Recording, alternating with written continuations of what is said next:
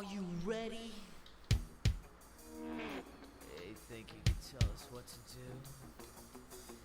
You think you can tell us what to wear? You think that you're better? Well, you better get ready. Bow to the masters. Break it down!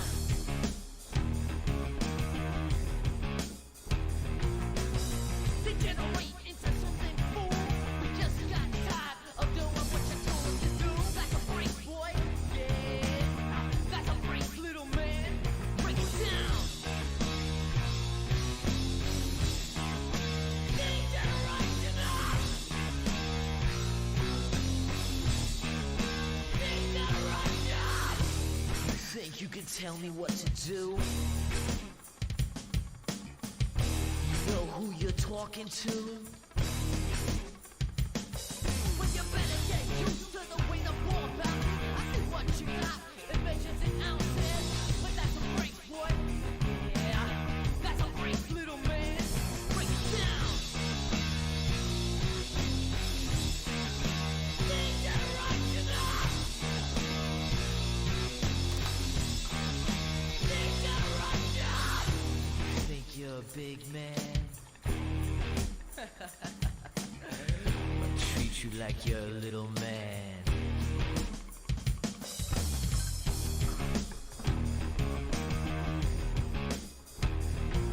Don't tell me what it's like to be half a man. It must break your heart to see what I am, but that's a break, boy. Yeah, that's a break, little man. Break it down. Degeneration up.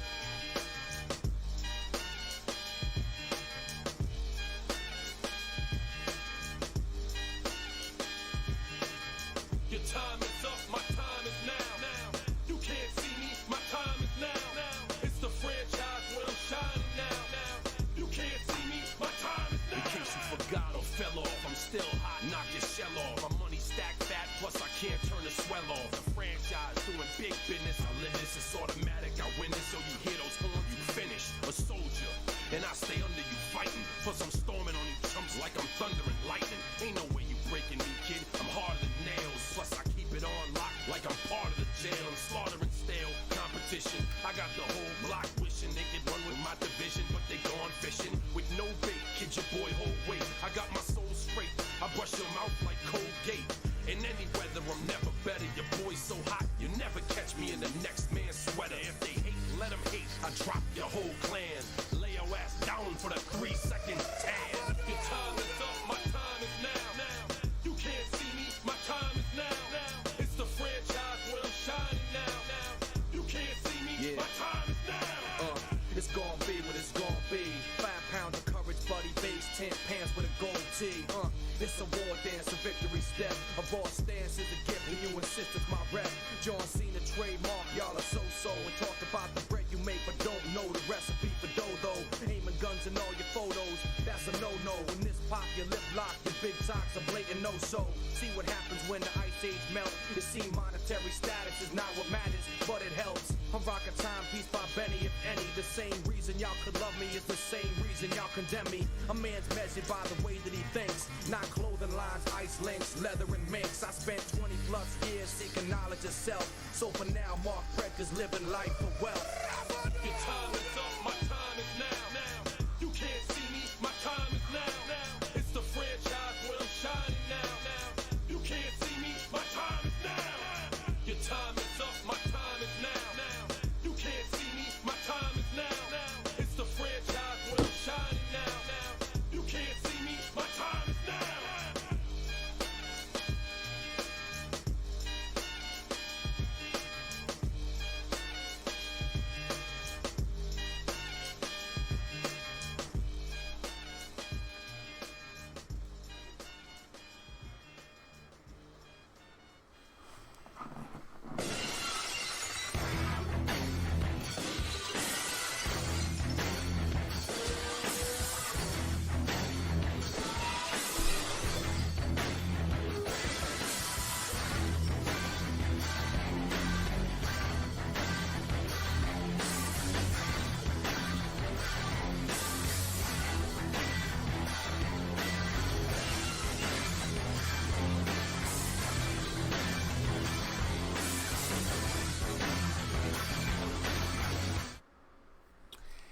Ladies and gentlemen, Greek TV proudly brings to you Deathmatch Remembrance Cup Winner Bracket Finals, GL vs.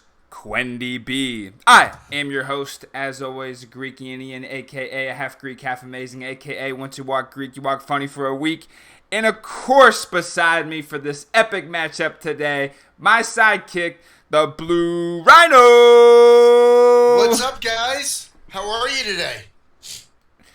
Tommy, we got ourselves a nice little matchup today with, I don't know if you heard this guy. He plays for GL. He's called the Viper. The Viper. The Viper.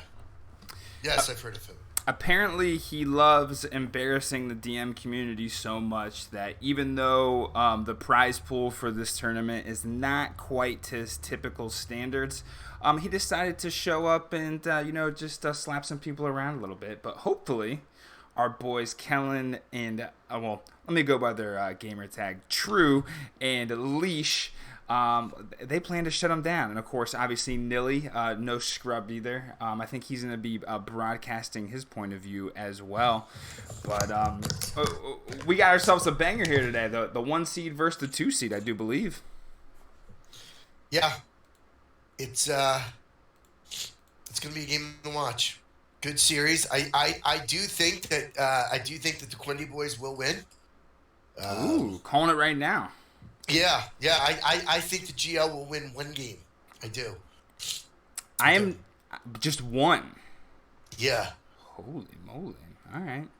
Well, as much as I'm obviously rooting for our CBA companion Unleashed and obviously True, I gamble a lot, and I feel like betting against the Viper is like betting against Tom Brady when he was at the Patriots, who won me a lot of money in that tenure. So I'm gonna be the square and pick GL. So how about Ooh, that? that is a square. Dude, I don't... They could get swept. Freaking Andy almost did it. The freaking boys almost did it. They just ran out of junk, for the last game. They had him. They had really him on did. the ropes. They really did. They had him on the ropes. I thought they were gonna do it. You said you turned the match off, right? I did. I was like, wow, no, like, they prepared, they won. Let's just move on. And that did not happen the way we thought it would. Yeah, I thought that they were going to roll too. It seems like in pretty much each of these matchups, I'll go ahead and pull up the bracket right here.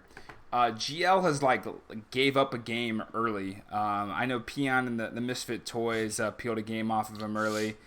And then Suno Noob got one on him, and then Freakin' went up 3-0 on him, and they just continue to come back. You missed the last game against Freakin'.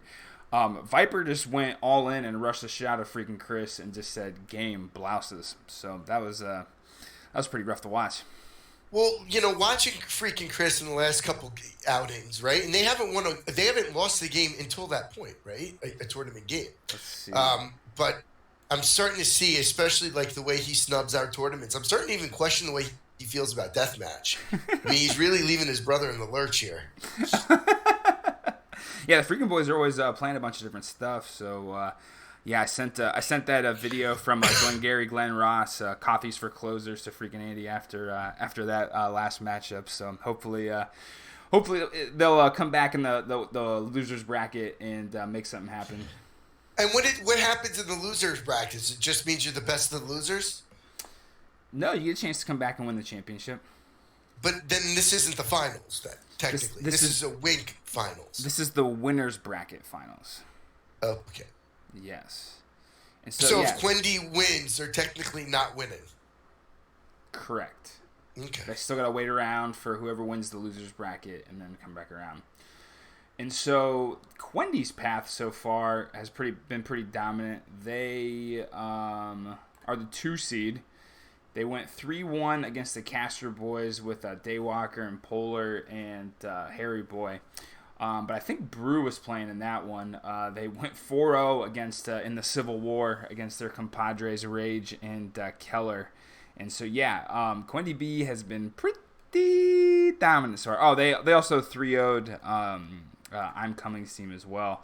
Which you'd think that, I guess there's really no way around it. You think if you ran the tournament, you wouldn't put yourself up against the 2 seed. You probably want to play as like the 3 or the 4 seed, right? Yeah. I guess some people have better integrity than us. So, do not see them in the lobby yet. So, while we have time to kill. Mm-hmm. We do. We always have time to kill here. We had such a good response from the last event that we did, the Slugfest at high noon. People told me how fantastic of an event it was. They got to play all these games, and so we set up another event, the Mega Random Madness Tournament, going down a week from now, Sunday. Actually, almost exactly a week from now. It's going to be at 18 GMT for a prize pool of $250. It's going to pay out 4 places. We have 16 slots available. We had like 30 people sign up for the Slugfest. I thought we were going to get people rushing into, a free entry to play the game that they love and a possibility to win money. But we only have this list right here. I just got a recent sign-up, Cambridge as well. We got 13 right now. So I know with this tournament, maybe what deterred people was the ELO rule about getting having a high enough ELO to qualify. But at this point, if you can breathe and fog comes on the mirror, just send me a DM, and as long as you're breathing, you might be able to get in this thing. This is true. This is true. And you might win because it is mega random, and when you go mega random, you never know. Never know. Never know. Yeah, it's going to be, so the settings for this are going to be 4v4s, but it's going to be random team, random civ, mega random map pool, and you basically accumulate points individually, even though you're playing on a team. And so we're going to play for 2 hours. Whoever has the most, there are going to be 2 different pools since there's 16 teams, 8-1, 8-ever. Whoever the top 4 players are after the 2 hours will go off in a heads-up match. Whoever wins that will divide the teams into 2v2. And then eventually it'll be a 1v1 for the prize. So if you make it to the top 4, you're going to place, which is pretty cool. But yeah, if you like Age of Empires Deathmatch and you like opportunities to win money, feel free to send me a DM or email me at GreekIndian@gmail.com, and I'll get you in there. Yeah, we can pull some strings for the last couple spots. Yeah. Yeah, obviously we want a nice, fun, competitive event. Look at the names right now. We got some, we got a Frost in there. We got a freaking Andy. We got a True who's playing. We got a Alicia's playing right now. Maybe we can send a message over to Nili and Viper if they're not playing in, one of their $100,000 tournaments, if they want to come in and play some more DM. Nili nixed it already. Nili's out? He said there was already a tournament. It looks like we got True setting up the lobby so far. So they are in there ready to go. Just waiting for Leash. I do have some inside information about Leash. Is another reason why I'm picking GL. I think you saw the text. Leash was having some fun last night. I think there was the term party bus thrown around in there, and he might have stayed up a little bit past his bedtime. So we'll see how that goes down. Back in the chat going Quendi 4-0. He's riding with you, Tommy. Yeah, I'm in the chat right now, just talking to Kellen, just trying to get him to see if he acknowledges me. So game 1 is gonna be on Golden Swamp. The Golden Swamp's a little bit different than it was when we were watching it during the World Cup. There's not as much gold in the middle, and so it'd be interesting to see what civs they roll with that. Game 2 is going to go to the home map of the losing team. Game 3 is going to go to the home map of whoever won the first game. Then we got some Lombardia, so that'll be a nice long game. Hopefully we have a celebrity caster that you got for by the time Game 4 comes around, because that might take 2 hours. I got the coffee brewing right now. I might step away here for a second to get there. Maldahar's going GL 4-3. I think that might be what it is as well. Maldahar and my boy Chris is he's like, I don't know anything about these, but he's gonna bet against me. but he knows loyalty. He knows loyalty. Call still goes out to Keller. Keller, if you're listening, you want to step in here, totally cool. I did send him a message. He said he doesn't really like casting, which could also mean he just doesn't like me, which that's fine too. No, I feel like the Europeans over there are more direct. They'd be like, I don't want to be there with you. Yeah, he got clowned. Yeah. He got clowned. Says I already screwed him. I did not do anything. He was supposed to go in there and find the Twitch stream. He then got starstruck and he just started breaking into like hip hop beats like Eminem. He started just yelling over the track like DJ Khaled, "We're the best." Oh. So maybe Keller says he doesn't like casting. He was in there. He's got a stream. He does all that stuff. Obviously he kind of likes it. So yeah, I think it's he was just being nice to us. I think maybe he just doesn't like you. Maybe you're right. Yeah. While we have some, that's very possible. While we have some downtime, right? Let's talk about names that could be used as call signs, right? Like, isn't there a Ukrainian guy like that killed he's like an ace in a day? He knocked out 6 planes already. Oh, he did. Yeah. What's his name? I forget the guy's name. It was like the Ghost or something. I don't know if that's his call sign though. Have you ever seen the movie Enemy at the Gates? Yes. The sniper movie? Yes. Oh, what a fantastic movie. Do you think that's what the Ghost over in Ukraine is? He's watching that before he heads out on the field every day. Like, let's go get these Ruskies. Yeah, but he's see, Enemy at the Gates is a true story. That was a sniper. Yeah. but it's the ghost of Kiev. The That's Ghost his of name. Kiev. So that's probably a title. Kellen gave me the. Yeah, they're still in the lobby right now. They got Nili's in there. We got 2 out of 4. Do you think Leash is gonna pull a Hazzy and just completely not show up? No, that he would never do that. Dude, his motto is showing up. Okay? Here, I'm gonna send you the game code. Oh, the Viper's in there. He's ready. Mm-hmm. What do you think the Viper eats for breakfast on game day? Oh my gosh, probably something high fiber. Keep themselves charged and amped, you know? I usually do oatmeal in the morning, but I've switched over. I've been doing a lot of omelets with spinach recently. Supposedly that's supposed to give you more of a punch for the day. They were saying that like if you have some sort of grain or sugary stuff for your breakfast, it makes you more hungry throughout the day.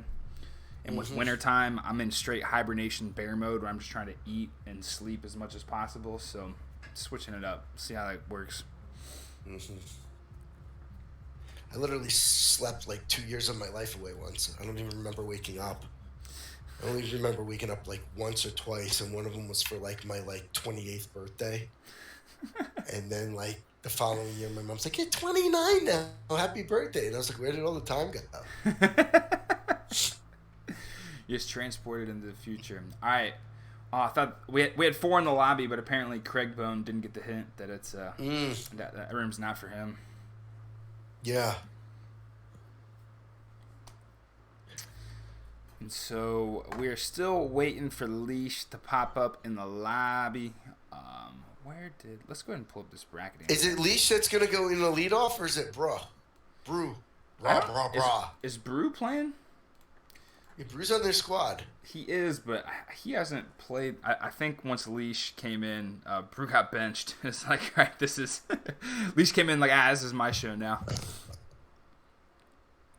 And so, I don't know if you guys can see the screen up here. Looking at the lower bracket right now, I think Suno versus Suno Noob was supposed to happen yesterday. I don't know if it happened or not, but the winner of that is gonna play Quendi Z with Rage and Keller.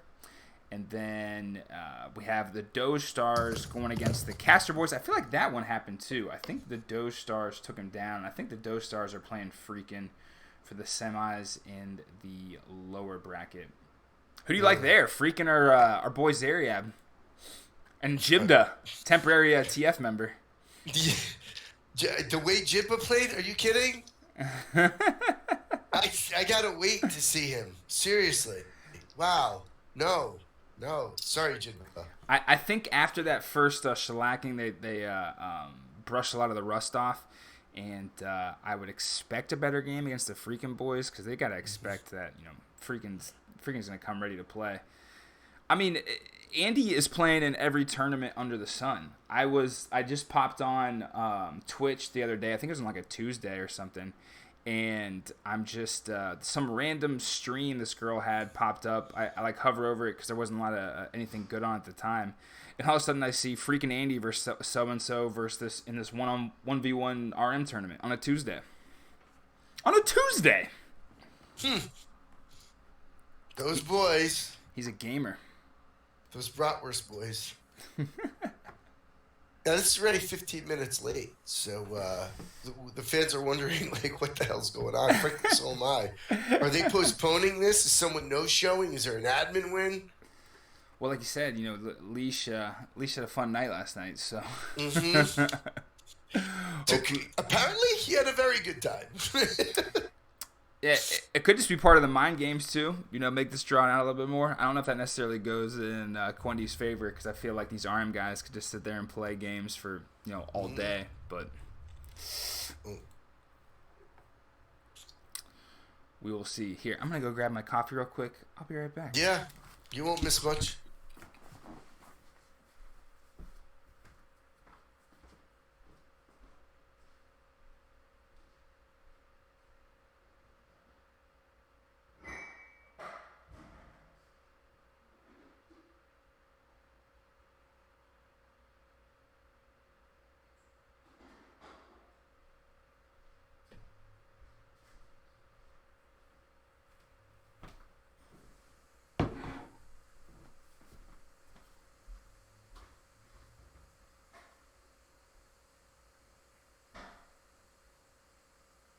Huh.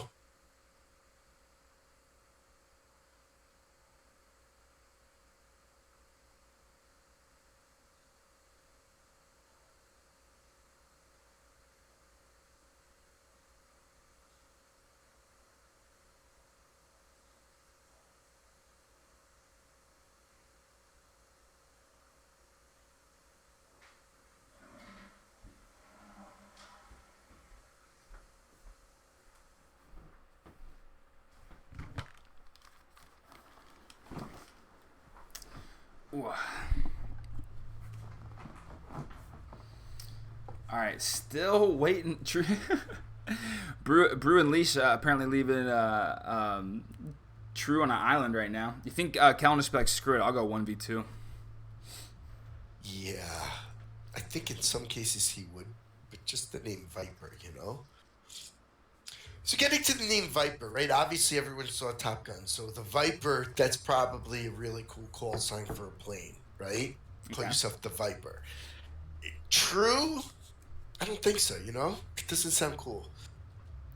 I mean, it's one of 2 Chainz's ad-libs. I like it.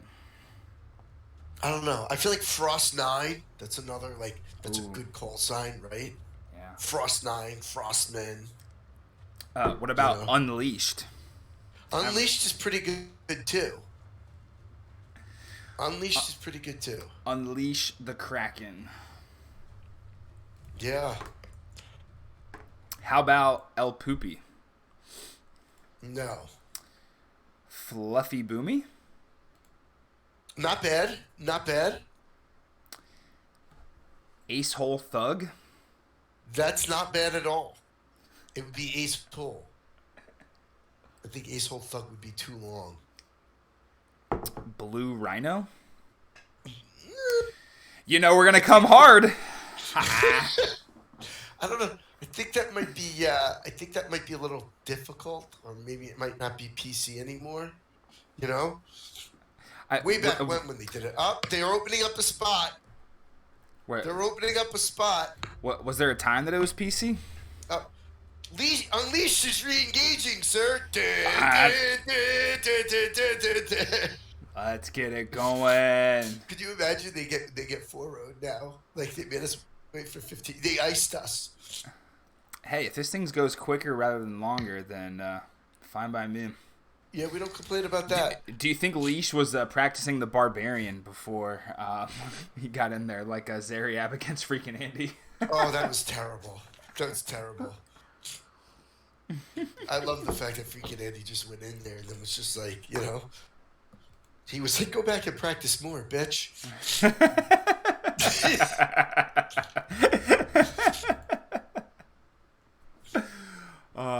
Yeah, I'd like to think that it was some sort of strategic tactic for Alicia to show up late. I think he's just getting his bearings before he gets into this.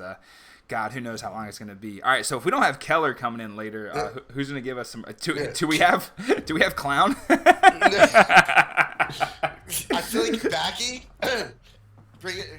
There's got to be some viewer out there. But in all seriousness, what civs do you think they're going before this gets and they're off? And so I was thinking on let me pull it up. On Golden Swamp, I'm going Spanish and Saracen because I don't know, Saracen just Okay. Leash is Spanish, True is Celts, Nili Spanish, and Viper Chinese. We are Chinese, if you please. Do you have the game code? You have the game code, right? I gotta pull it up. It just popped right up for me too. So we got 15 seconds. Still got it loaded.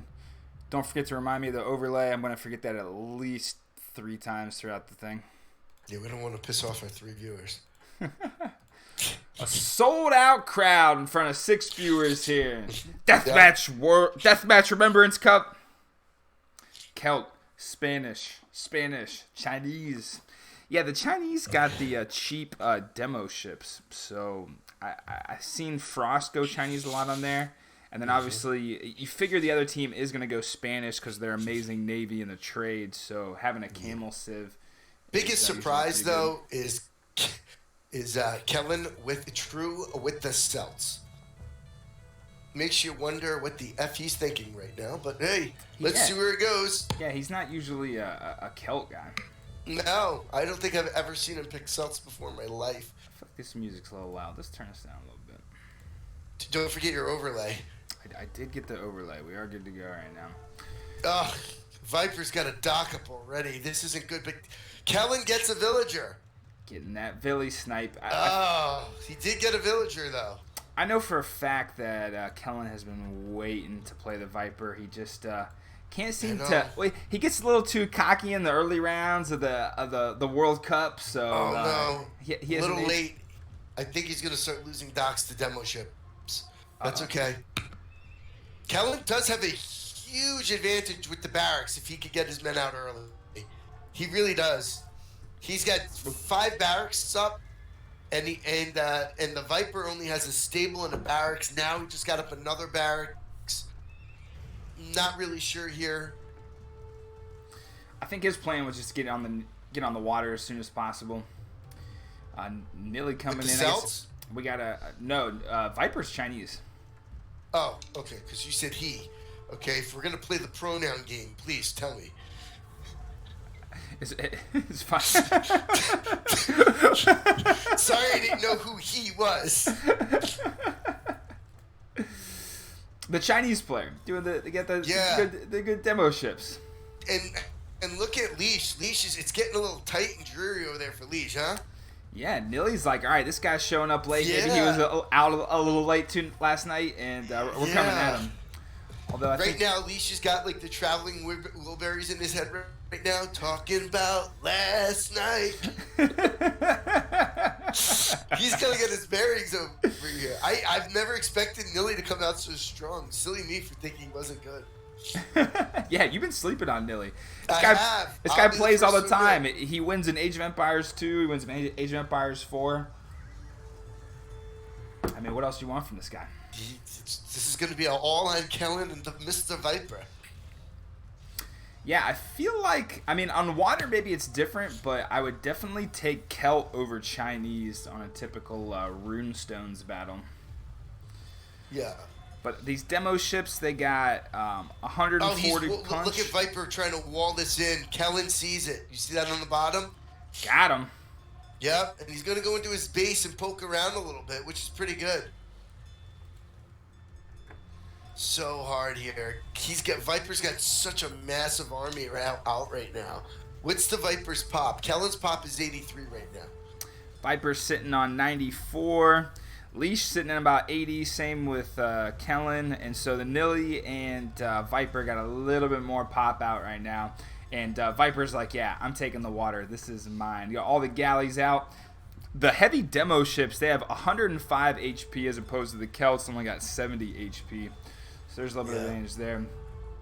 Looks like Kellen came over to Leash's side to help out a little bit because Nili's still running laps around his base with these paladins going back. It's not looking good. It's not looking good for these guys. Now, I do like this little area over here for the Celts. They're going to be able to get a choke point, and all this fast siege is going to be a problem for the Chinese player. But look at all these galleys. We got Leash sending in a bunch of demo ships right now, see if he can clean up some of this. Oh! Make it hurt. Oh! Taking out a nice chunk of Viper's army there. But there's so many galleys out there. I know. Who goes fucking Celts and gold as well? Let's see if this pays off. He still has gold, though. Kellen's very stingy when it comes to, he very seldom does he run out of res. Very fiscally responsible gentleman. I mean, their pops are even. It's not like he's not doing much. He's gonna have to pop out his military units pretty fast. Oh, look at this quick wall down on the right side with Viper trapping in all of Kellen's. Yeah. Oh, that was pretty good. Oh, the Celts went to school. Yeah, the university blocking a bit. Yeah. Nili sending some paladins over to Kellen's side to try to clean up some of this siege, but Kellen is going to go ahead and bang on this corridor. We'll see how well he's able to hold the Paladins coming off from Nili coming on this side. Leash still has to clean up the back of his base with Nili running laps around there. Yeah. He has some raids of his own going down on the west part of the map. Yeah, Nili's out of gold, though. He dumped everything. He dumped his market. He's out of wood. They're going to know that. Kellen and Leash are going to know that. They have a little bit more res than he does. So Nili's going to be sucking on fumes for a little bit. And the Viper invested heavily into the Navy, and True didn't. And he's just been chipping away, sending demo ships here and there to knock. Like, he has about an eighth of his galleys left from what they had before. Although I love the cannon galleons from the Spanish. They're going to start right into their pounding trade, on too. his base. Woo! None of them. Oh, he just started mining the gold. So I'm at the 12-minute mark right now, by the way. So am I. 12:09. Perfect. Now, Leash has stabilized. He's bringing down forces down the west side of the map. He's like, nice try with that rush, Nili. Now I woke up. I'm finally getting this headache and ringing out of my ear. And I'm ready to come bring it to you. Maybe he's suffering side effects from the Blue Rhino.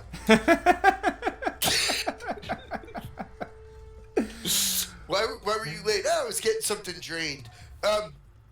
Who's Randy Orton? Is he in this tournament? The WWE guy. Yeah.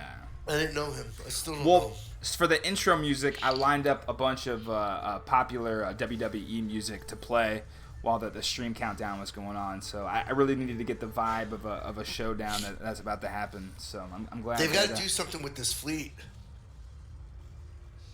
Nili and Viper need to do something about Leash heading down the west side of the map and tearing this down is their great. market. This is great.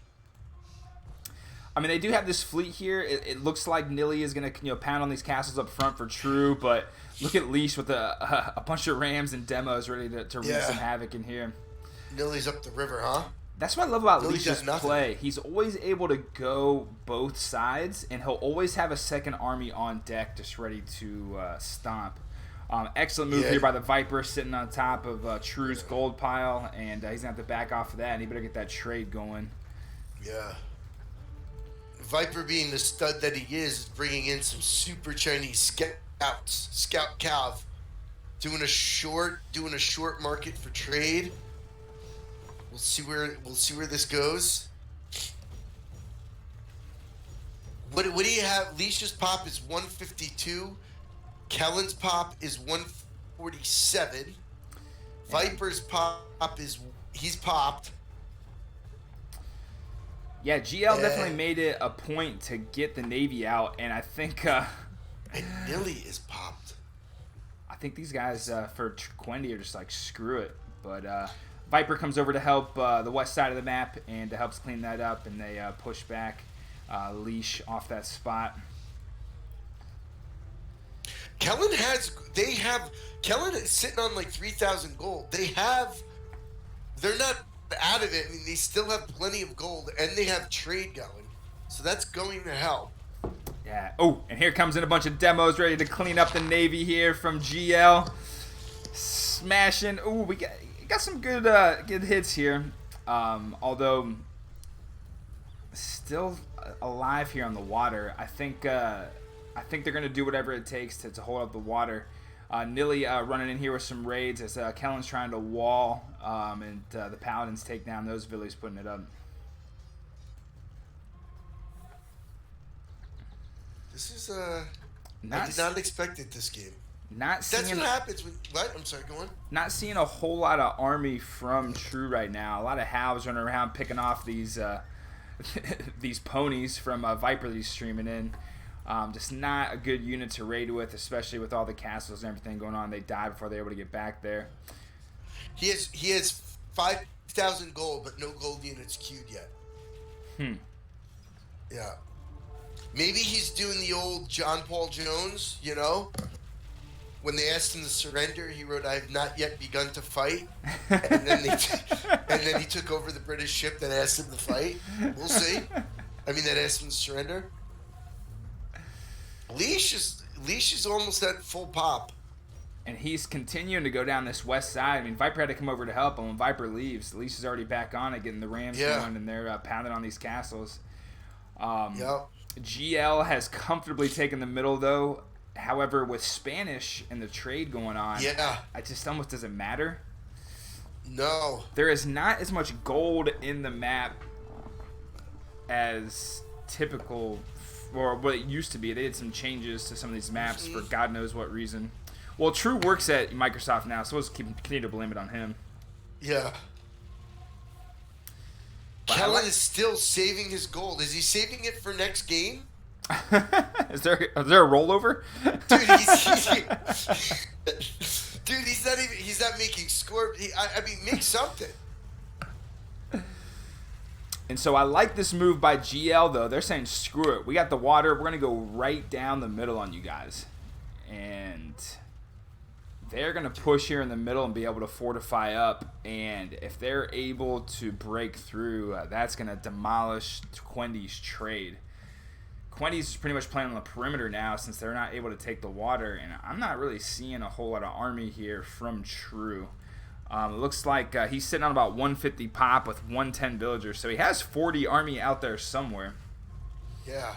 It's 3 Onager, 20 road 20 road raiders, and 17 elves. That's his army.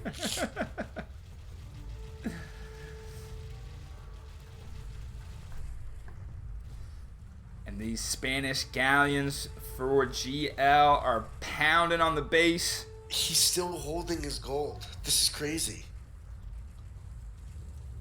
What's he doing? I don't know. You think he'd pop out? I think he just isn't really sure what unit to go right now. The Anis are kind of slow. They're gonna get chewed up by the Spanish cannon galleons. That's not even a matchup. I don't know here. Leash still bringing the pressure on the west side of the map, giving Nili all he can handle. As long as Leash continues to put pressure on this west side, hopefully, True, obviously a great player, can continue to hold. I mean, as long as they can protect this trade and GL isn't able to make a move down there like that, then they're going to be all right. Now, Backy has an interesting theory, which is being supported right now in the gameplay. Do you think Old Man Jenkins hacked Kellen's account? Look at this. He's got 5,500 gold and he's repairing onagers. I guess he's expecting the long game, but no, I don't think this is going to be a long game. I mean, I got to tell you, Alicia's doing work down here in the trade. Well, he's just I feel like this is where Greek TV comes out. We critique everything over here. Sometimes we're right, sometimes we're wrong, and sometimes we're borderline nasty. But you're in a competitive situation. Your pop is 151. Make units where you can that are gold and food, and gold and wood, and you happen to be the cells. So make siege then. Do something. Yeah, with the only thing he can really do right now is continue to go onager. That's going to be his best bet. But he's not making that many. He's trying to play with 3 onagers. Yeah, I don't know the. All right. Well, he has a little bit of a full queue. He's been at 150 for the past 20 minutes. You're not going to beat the Viper at 150. No. Yeah. Both Nili and Viper are both popped out right now. Oh, and here comes the Paladins into the trade. We have True has a wall of siege workshop. It's getting up some castles here, but they're gonna be behind the trade. I mean, I think Leash is gonna have to come over and support here in the middle to help out. They just continued to push right up the middle and take this trade from them. The only good news, I guess, that you could say is that, well, it's not even good news. I mean, they're down 2 piles of gold in the middle. So maybe if they're looking to play the long game, which that won't be very fun to watch, but we'll see. I mean, because True has so much gold in the bank, they're not necessarily dead yet. Let's take a look at Leash's eco. Leash's eco is sitting pretty as well, too. When it comes to the land, though, the Celt are definitely going to have an advantage, especially against the Chinese. I mean, all you need against the Chinese is onager. And hey, I think we have our celebrity caster in the chat right now. Joro made an appearance. There we go. There, Joro, why don't you come in here and critique Kellen? Because that is something that the fans are going to want to hear. Why don't you just come right in here? Can someone make sure that this guy's set up as a caster? Get him in the room, please. Yeah, where's Backy? Give him the caster tag.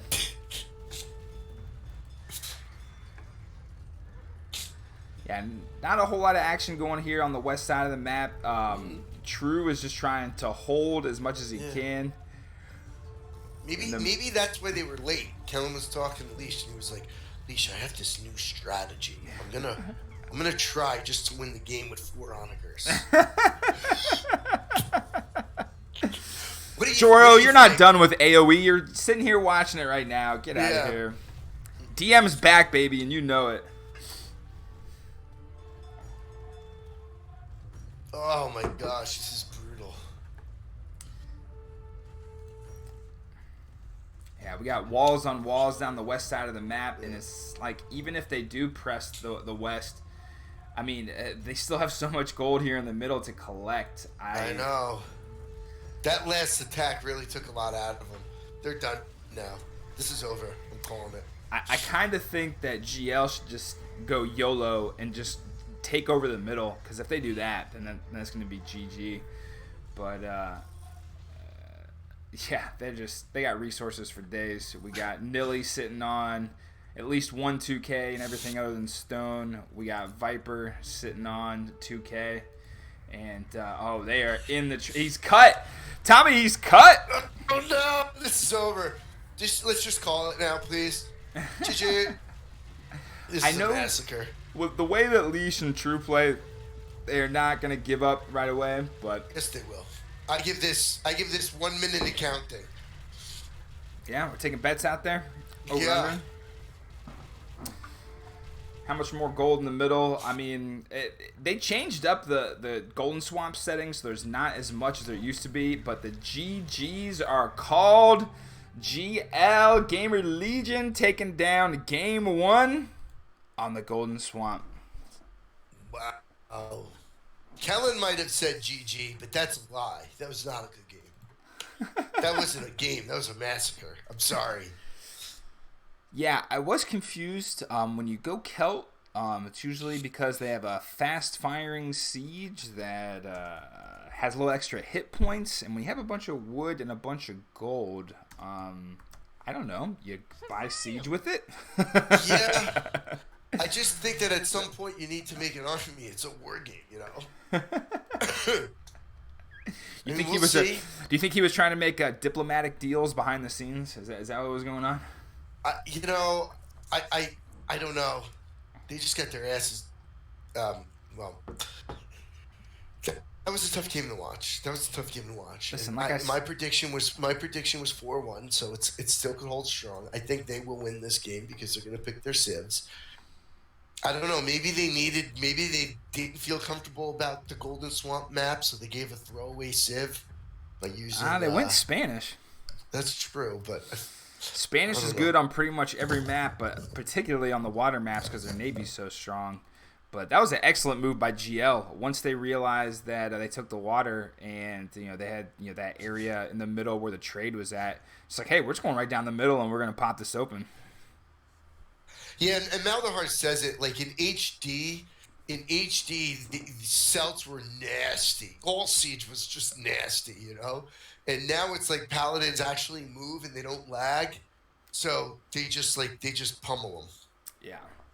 Yeah, and I think the way the Celts, probably some other changes as well, but yeah, they Maldahar, that's why Legend sucks now. The never-ending rivalry of Maldahar and Legend, it just never gets old to me. Yeah. Maldahar's still coming off of the MVP of the series, right? So he's in a position where he can critique anyone he wants. So fire away, big guy. I don't know if this is going to be the map for the next game, but it still says Golden Swamp. Are they really going to run it back on this map again? The Vegas odds are not saying that right now, okay? Who would you even go if they go Golden Swamp again? knowing those two, Portuguese and Mongols. Portuguese Mongol. I could also see Jap being good. I know Korean's a popular pick on the swamp. Dude, I gotta break out the chips now. The way these guys are playing, they might get blanked. So we got 1-0. Here, I got to change the score here. 1-0 to GL. Now it is going to be Quendi's turn to pick the map. The way they're doing the settings, they got Hidden Civ, and there's 2 tiers of civs, which I don't really know the rhyme or reason behind it, but there's 2 groups that you can pick from. You can't pick from the same group. And this map is still on Golden Swamp, the map that we just saw. And is the fix in? Did I miss out on a betting line where? No, it's Runestones now. Oh, we got Runestones now. Map All right, just changed. there we go. Maybe they're playing some mind games. They gotta do something right now to come back from that. Yeah, but like watching that game, okay, Viper made as much as you can. He just made pop. He made Scout Cavalry. He made everything. I feel like Kellen was getting cute, like trying to literally roll it over for next game, or he was getting ready for the late game. I have no idea what he was thinking. Yeah, he was definitely playing on the back foot. Like, it was not aggressive at all, and I didn't understand that. Also, props to Nili. I think that helped him, too, at the start. I mean, he definitely was giving Leash some problems there at the beginning, so that was definitely helped him out as well. I mean, Leash did what he could to try to get things moving down the west side, but it was just that, GL was just popped out the whole time. They had enough to come back and take the middle and gold for days, and they had Spanish trade on their side as well. So tough one for game 1. The biggest difference with these matchups I've seen so far is definitely the Civ picks. Like, you definitely got to have try to get the right matchup and get the right things going. What do you think that Quendi is going to go on Runestones here to combat GL? I think they're going to go Franks. Slav Franks, maybe? Is that a possible combination? Slav Frank is definitely seems like a good possibility. I feel like they could get the jump on Nili, but I say that now, but Nili came out like lights out really good. Yeah. Hopefully Leash was able to shake the cobwebs out here a little bit. But you see, that's what makes it frustrating for DM. We play with these 2 guys all the time, and we're like, wow, they're so good. They're so good. And then these 2 guys that never play with us, that really you never see them playing DM, they're like, yeah, let's just jump in here and see what it's about. And then they thump us, like, I don't know. Hey, they can still come back. It is not over. We do have a 7-game series. We're going to be here for the long haul. We're still going to try to get Joro in here to tell us what... Actually, Joro, we just want to know what you have going on in your life right now.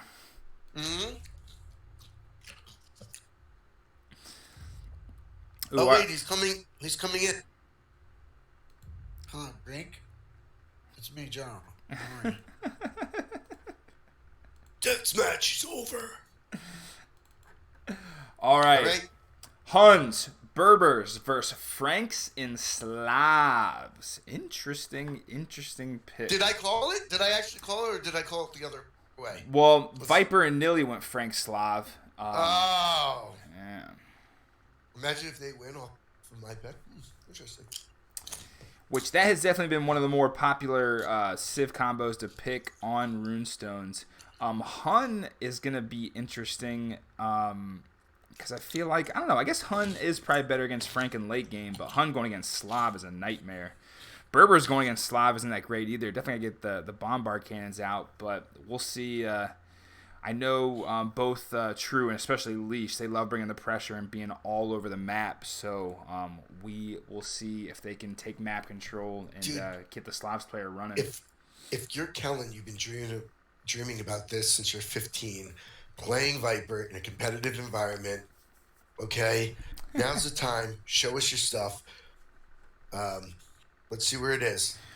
We got True in the blue shorts, Leash in the green, the Viper in his traditional yellow trunks, and Nili in the red. Nili is going to be facing off against True, Slav against Hun. That's probably what you want. And then Berber against Frank. So they did get the positioning well for Quendi on the Civ matchup of who they're going to be going up against. So that is one thing in their favor for sure. Well, Nili mailed in his scout. He didn't even do anything with it. He just parked it in the front of the base. And we will see. I'm expecting a rush down here with Kellen. I mean, if you're gonna go Hun, especially against these guys, it's time to bring it. And so I think you should actually go Cav Archers stables Cav Archers faster. And he chose to go Barracks, which is kind of weird. Yeah, Barracks early on is definitely interesting. I think True, it looks like he is going to surround and slow down Nili a little bit, and then he's sending troops over here to the Viper side, and they're going to bring a heavy double here on Viper. And Viper's got a bad matchup against the Burbs. Yeah, he needs those Cav Archers over there. Now, if he just would have had 5 Cav Archers over there, it's over. Yeah, so Viper is going to be on the back foot, and Slav is very, very slow to help. Usually got, some Halbs and some Siege coming out early. But Viper's kind of in a world of hurt right now. Yeah. No, he is.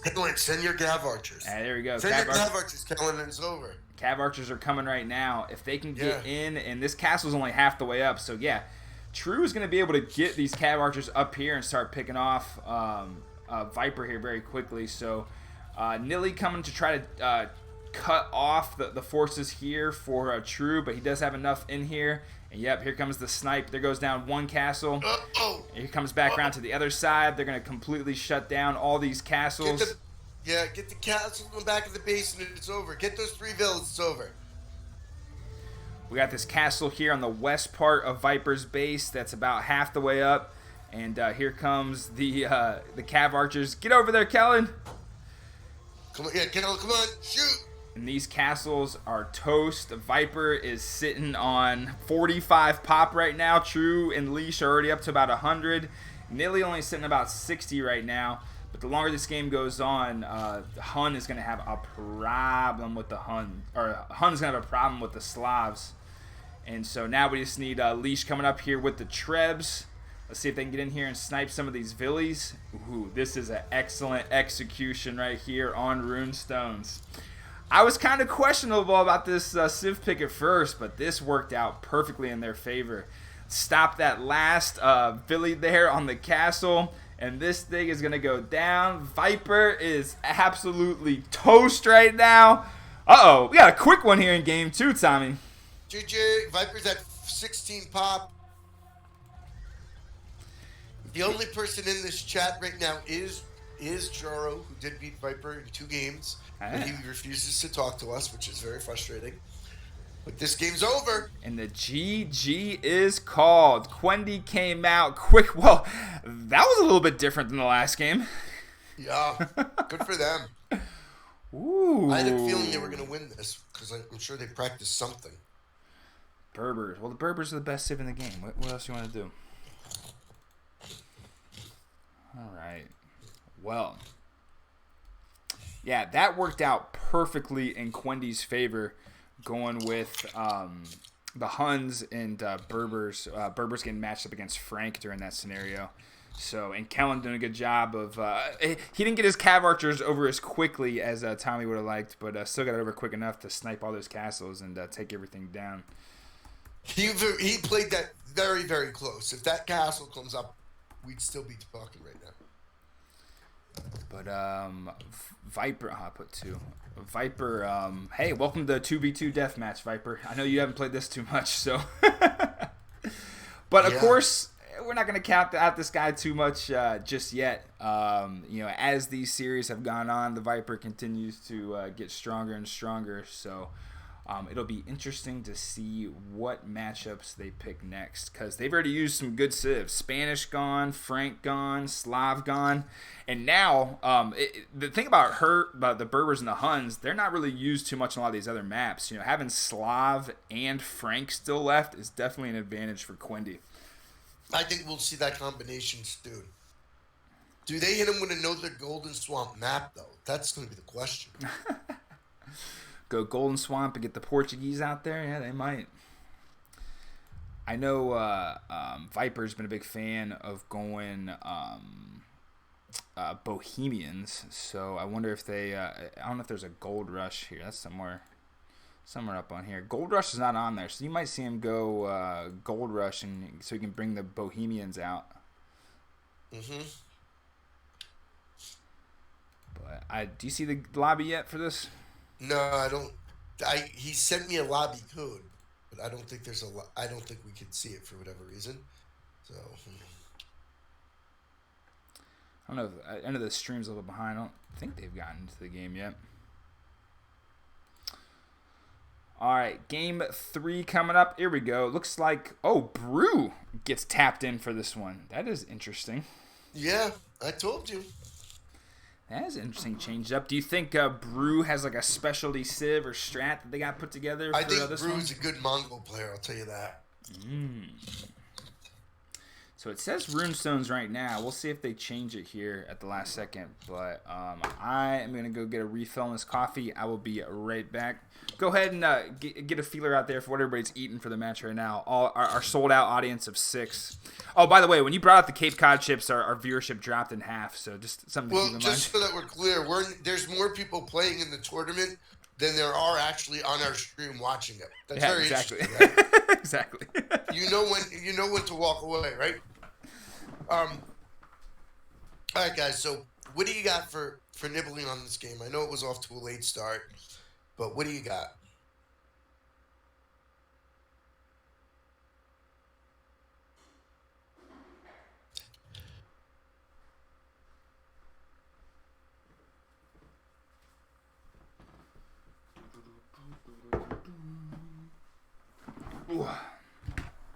So, I have my Cape Cods. I have a couple mega stuffed Oreo cookies, and I have some chocolate chip cookie dough ice cream. All right. Yeah, so I don't know who's playing with Brew yet. It looks like it says Golden Swamp, so they're going back to that. Yep. That I don't. Are they playing games right now? Like what is? I mean, I guess to be fair, like you're gonna have to go a whole different civ set. So without Spanish in there, I mean, you still got Portuguese, Vikings, obviously a good Navy civ, but not the strongest overall civ. Japanese, Korean. You think someone will pull out the cumin on Golden Swamp, like what happened in the Slugfest? That is true. Yeah. Now that I think about it, True was the one that got rushed down during this. Like, is Golden Swamp just not his map? Is there some sort of curse there? I don't know. He went Celts. I mean, what were we thinking here? That guy was Chinese. He was Celts. True also was getting some flack. BB Machine Gun has entered. True was getting some flack from Daywalker during the Slugfest about some of his civ picks as well. So it's a series, though. I mean, I think what we saw during GL versus the Freakin' Boys was, they had some, interesting civ choices early, but then later on in the sets, you got, more civs to use. That is definitely part of the strategy of, do you really want to come out with like your, A-team civs right at the beginning? Or do you want to save him for later, to get a good matchup? And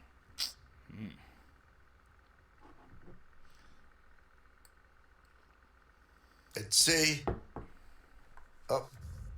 Beefy Machine Gun is out now. We're still waiting. What are we waiting for? I guess they're deciding if True or Leash is going to hop in there.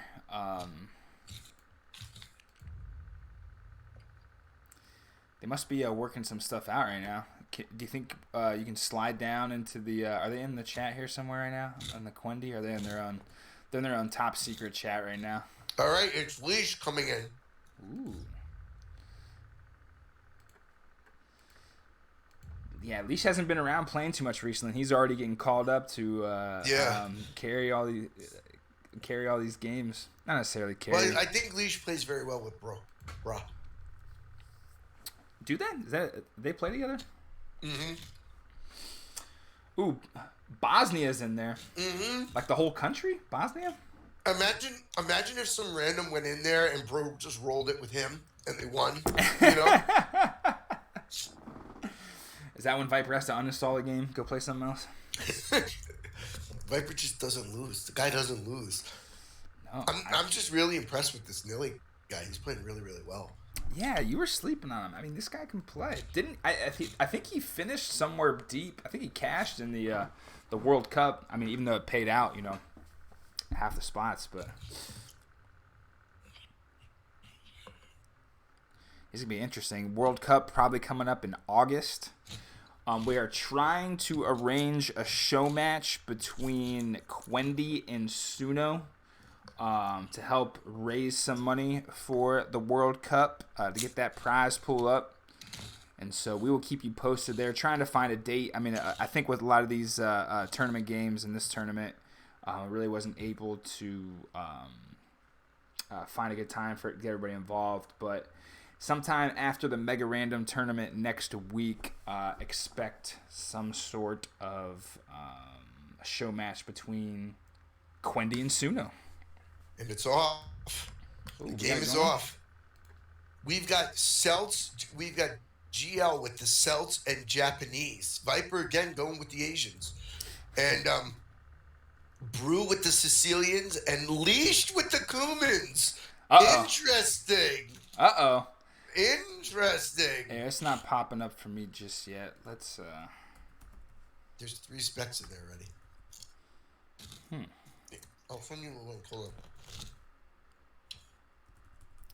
I can't even find it on AOE.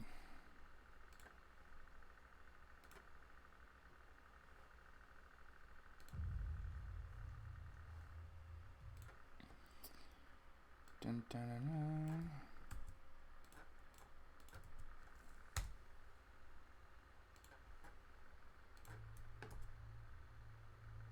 Do you see it? No. I sent it to you in Discord. Oh, it just popped up and then it went away. It does this thing. I sent it to you in Discord. So Brew going with the Castle start with the Sicilians, and Keller, and Leash is going with what he's going to try for a rush, and it looks like he's going to get a Vil, and he's going against Nili, who obviously is probably the weaker of the two because he's not named Viper. Yeah, it is still not coming up for me here.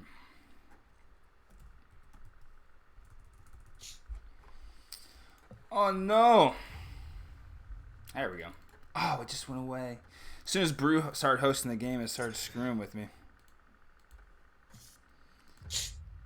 And once again, with the Japanese, he's got a dock up already. Viper's got a dock up already. But Brew is going 9 docks. 9 docks. So he's going to emphasize water supremacy here. And I got to tell you, these Celts, I just don't think they're going to be a match for the Cumans. Cumans. It keeps teasing me. I got the game code in, and it comes and then it goes, and it's. Oh, he's going full demo on the docks.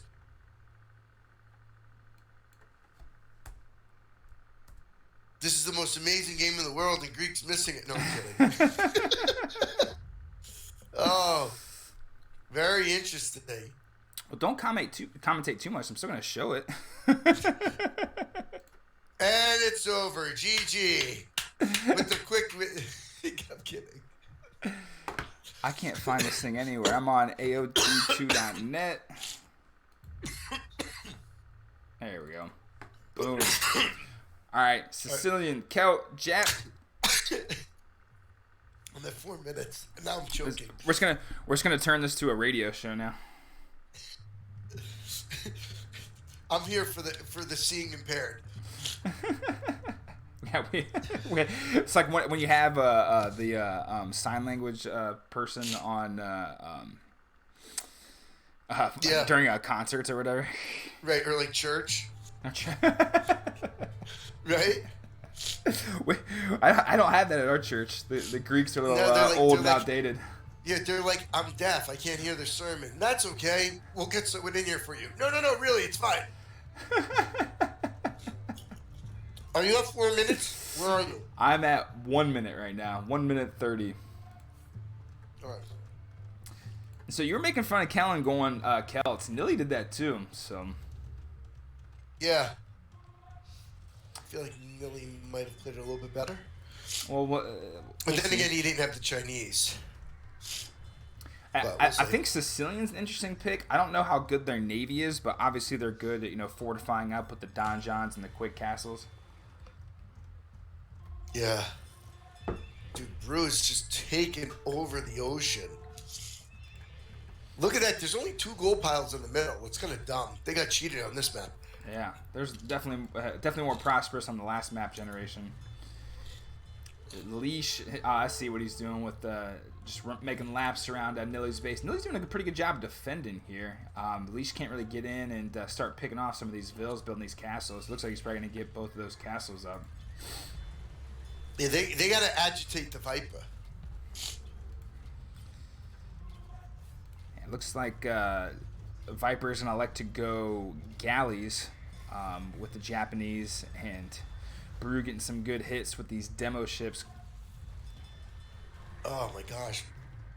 Brew's going on, or this guy's going Cav Archer. What minute mark are you at now? I'm at 4 right now.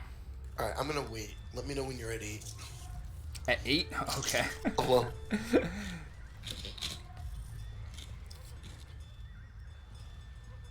And it looks like Leash is just going to try to run circles around the map. He has Lancers all over the place. And oh my, Brew does have a huge navy building up. We got Anis, we got the Donjons, we got Galleons coming out.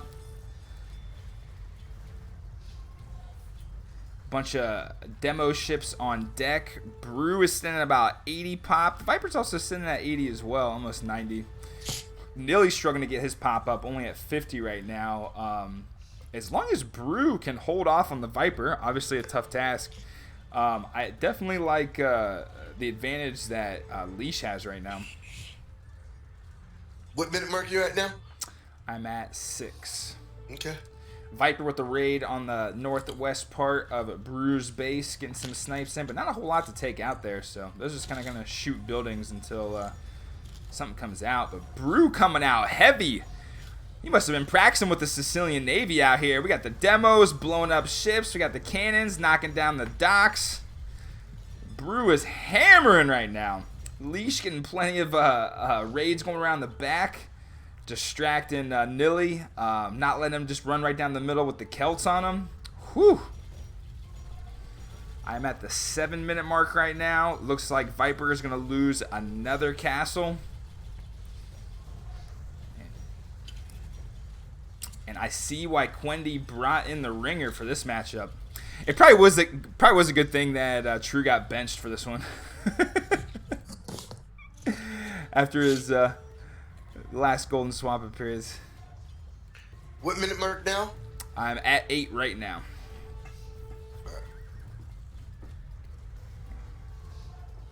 Did you see the good Ani shot that Brew had on the Cav Archers? No, I missed that. That's all right. So my concern now is Brew's population is 57, okay? And Leash's is very low as well, and they're both out of gold. Yeah, they definitely went hard in the middle there. They are going to take the middle, although Nili already has Trebs knocking down this castle up front. And again, not as much gold going on for the middle in this map generation.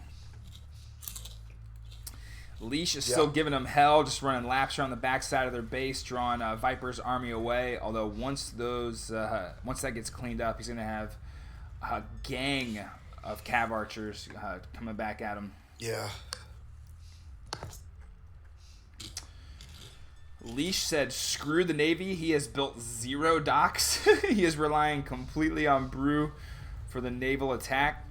But I like Brew using the Rams in here. You know, the new Rams with the masks on them, which was a very odd addition to the the siege ram. Have you seen these new Rams yet, Tommy? Yeah. Any thoughts? They've got like the shields on the top and everything. Yeah, but it's like a face mask or whatever. Yeah. Yep. It's just weird. Yeah, Some Brew guy in is... a boardroom thinks this shit up. Come on. I mean, this isn't good. This is I think they lost. This game's over. We got ourselves a series. Brew might have to go back to the bench. Yeah, I just wouldn't play GL on the swamp anymore. I don't. They seem to be doing pretty well. And here comes Vipers, Cav Archers down the east side, heading into Leash's base. Leash stops that front castle up there, and Leash does not have the army to stop this. So let's see if he can quick wall away around or get buildings up. All right, so those Cav Archers are going to be stuck there, but it is difficult to see exactly where Quendi is going to be able to push right now. Brew's getting his army up. He's getting his gold up. But, man, Sicilians are not a good late game set. You know, they're not typically on runestones, but I feel like they got a pretty good navy, and they might be a better option. Oh, and Viper sneaks through, didn't get a house up, and now, oh no, they are going to start hammering on this trade. I guess Leash does have a few markets in the back corner that are going to be protected from these Cav Archers. But Well, yeah, he's got them trapped, though. They're going to get Onager fire. Oh. Ooh, looks like... All right, so Leash is able to quick wall, and looks like he's going to trap these.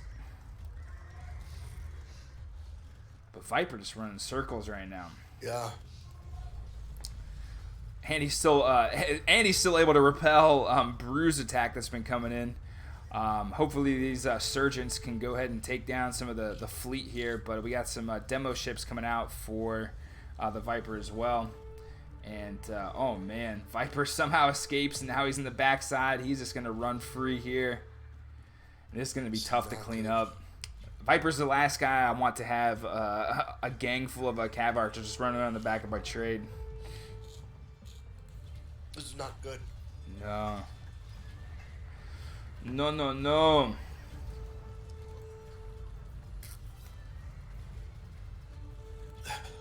We're throwing the signal. There's no army there. Leash is struggling to get over. I haven't heard a lot from Nili yet, but then he has a bunch of Trebs coming down, and the Rams coming down the front side of Leash's base. Yeah, Nili's about to end the game. Yeah. This is about to be GG for sure. And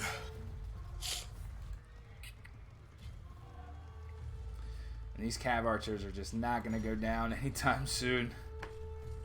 Yeah. Quendi doing a better job in this matchup of able to take the Navy and not just let GL go right down the middle.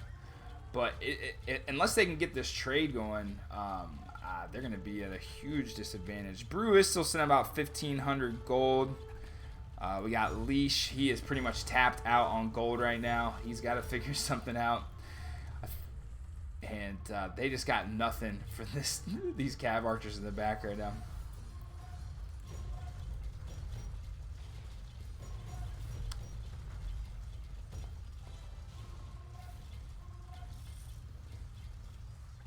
That's super frustrating to watch. Probably even more super frustrating to watch him play it, you know? And Viper's he sniped an Ani. It looks like Brew's got some Cavs going, but that's definitely going to slow down his attack that he had up front. He's still fortified up pretty well, and he is still gathering that gold from the middle. It's going to be interesting to see if Brew's able to sling some gold over to Leash's way, but he's got the Cav Archers going in 2 groups now. He can't put up a donjon? What's the matter with this guy? Yeah, where's the stone? Yeah, you should have donjons lined up like the New York City skyline going in the back of the trade. But they can't get anything there to do it. And, oh, Leash just lost a bunch of carts here in the back. Yeah, Nili's starting to lose a little steam, though. But I feel like his eco is pretty good. No, it's not. He's at 134. So... Leash's eco is 170. I mean, Leash's pop is 171. So, I mean, right now this is just Viper carrying it. So if he could get his trade up, they could get back into this game. Yeah, even though Viper is, dancing back there with these Cav Archers, they didn't capitalize on it. Nili had that one attack going forward, but wasn't able to do too much with it. It seems like Nili does have a good position, though, on this right side of the lake. And, I'm not worried about that. He just got 18 cards through, which means that he's going to be making 77 for each card. That's going to be about 1,200 if they go through. Right now, Viper's looking to try to snipe that once again, but hopefully they can put some donjons up. Donjons, walls, something, yeah. Viper's trying to run around there again. I think he is going to try to back out and might get trapped by these Cavs here. No, he's going to be able to make it back. And Nili's going to send a bunch of demo ships into these Paladins for Leash. Oh, no. Tries to dodge, but there's nowhere to go. Oof. That was a tough blow. Yeah, but at least he's getting some gold in now. You don't want to give Leash gold where you can start making an army because he will beat Nili. And Bruce played pretty well against the Viper considering he's Sicilians.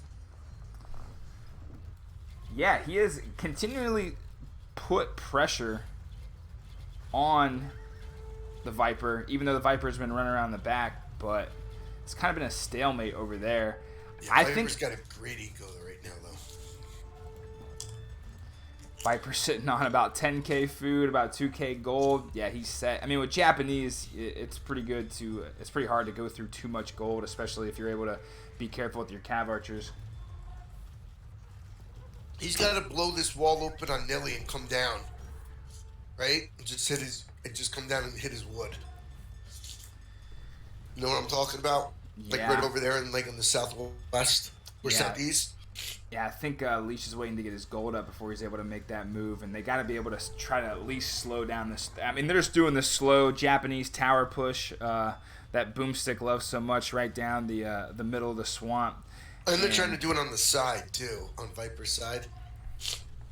Trying to seal off. Did you see that? Yeah, Viper coming back hard now that he's done running around the back. He's got all the Cav Archers and galleys, and they're knocking down all these donjons. This is not looking good for our Quendi boys right now. No.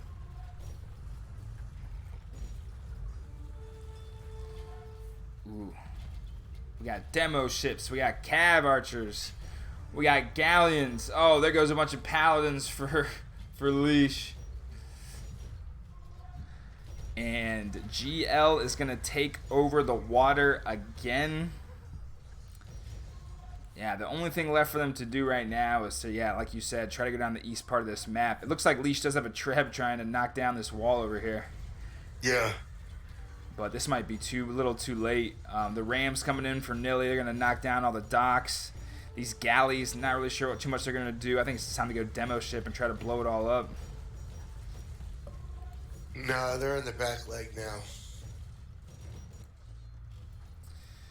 Yeah, we got Leash. Got some Hussar mixed in with some Paladin over here. I would. There you go.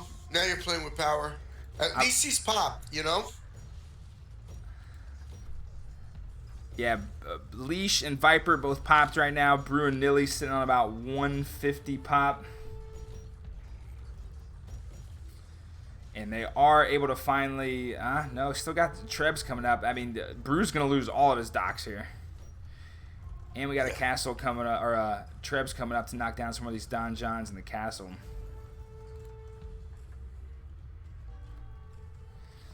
Viper's still making some of these Japanese towers. Again, inching closer, inching closer. probably going to try to just take the middle again and just go through. And then once they take the trade, that is going to be GG. But still holding on right now. No, they've got a little bit before it's GG because he's going to have – they have a trade right now. So even if they waste units, they can still bring him back. It's Brew that's going to be a problem, I think. Because Brew's pop is only 164. Yeah, Sicilian versus Japanese. Both big tower, fortified, defensive civs. It's going to be hard to put either of them away. I think once... So, Nili goes double wall on this right side. This is why on Greek TV events in the future we're doing 0 walls. Yeah. Nothing that'll slow down the game like that. Oh, he's going to lose those trips, too, to just onagers. Oh.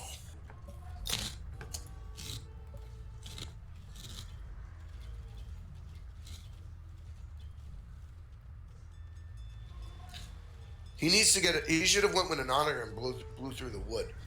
It's too late now, I don't think. Yeah, I think probably just taking down all the wood might have been easier than trying to trip down the walls. Yeah, it is just going to be seems like it's just going to be a slow push. Yeah. Unless...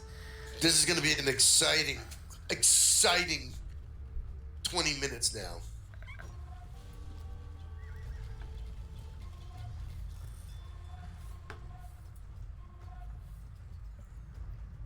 I think the Viper's on steroids.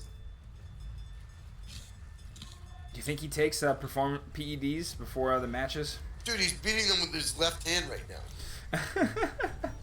Oh, I forgot. He has gone lefty now. How hard of a transition do you think that is to go to the left hand? Incredibly hard. I mean, I've been playing basketball all my life, and I still don't have a left when I go to the hoops. So I feel like that would be easier still because it's not completely like basketball's pretty big, you know? It would be different than doing it like baseball. I don't know. Viper, true pro. And I really like how Nili and Viper are just kind of going back and forth and pushing as an army together. Yeah. You know, we got Nili going Rams on this west side, then they'll come back and, you know, make a push on the right side at Leash, and they're really getting good pushes strategically.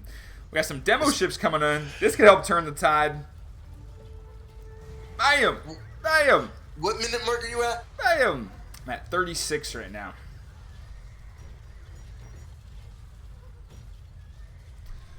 I really liked Quendi's, start. It seemed like they had a force that was going to be reckoned with, but once Viper had those cav archers back in the trade, it was causing way too many problems for Quendi, and they've just been on the back foot the entire time.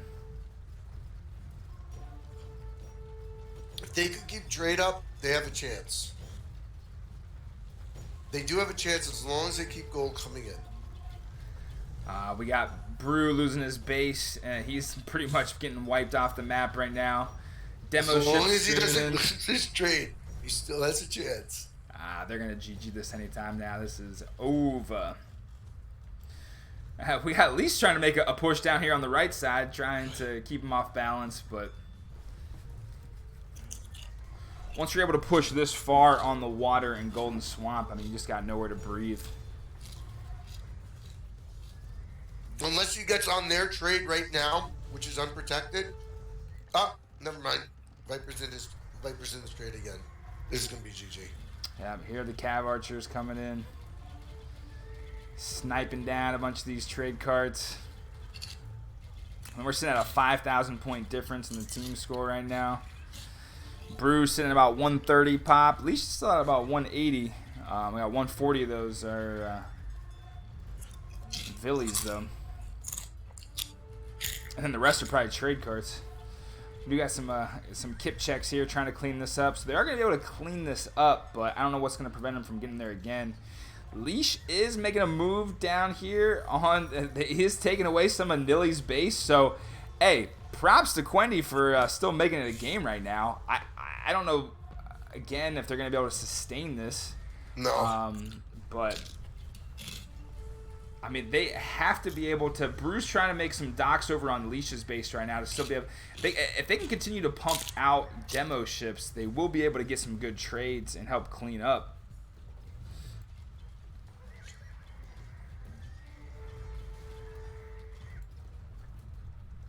But I don't think Brew has enough to protect his base, and I feel like they're just going to keep mowing it down. What minute mark are you at? 41. All right. 41, 25, 26. Ooh, and we got the cannon galleons out here for the Japanese. I don't think it's a I guess it is an elite cannon galleon. So they're going to be able to take out another castle. And there is the GG. GL owning the swamp. They call them the Swamp Things. They should change their name. Remember that movie, Swamp Thing? Where's do I remember the movie? Came out like right after I was born in like 81. I need to get a Netflix DVD rolling again now that the NFL season is over, so I can get some of the old classic movies they don't always play on the streaming part. Yeah, like The Fog. I've heard of that. I don't think I've seen that either. Jamie Lee Curtis is in it, I think. Well, I've seen Halloween, obviously. All right. So it's Kellen, True, and Craig Bone versus Nili and the Viper. This is interesting. Leash got benched now too. Maybe they're gonna make it a 3 versus 2. Oh, nope, it's all closed up. The map is Runestones again. Wait, I'm looking at Lombardia. What? I think they went Lombardia. No. Yeah, game 4 is going to be Lombardia. And thank goodness True is hosting again so that we can get in this game on time. Uh-huh.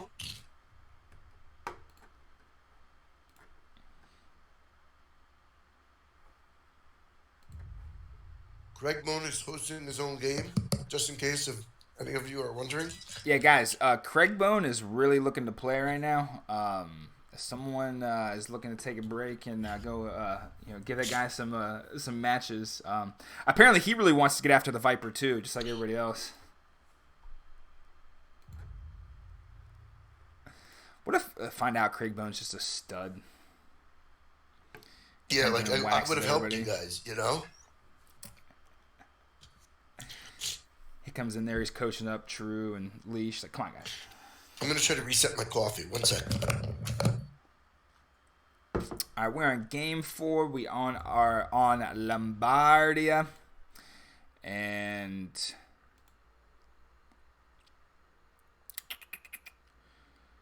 most likely gonna see a Persian Saracen combo. This is definitely gonna be a long one.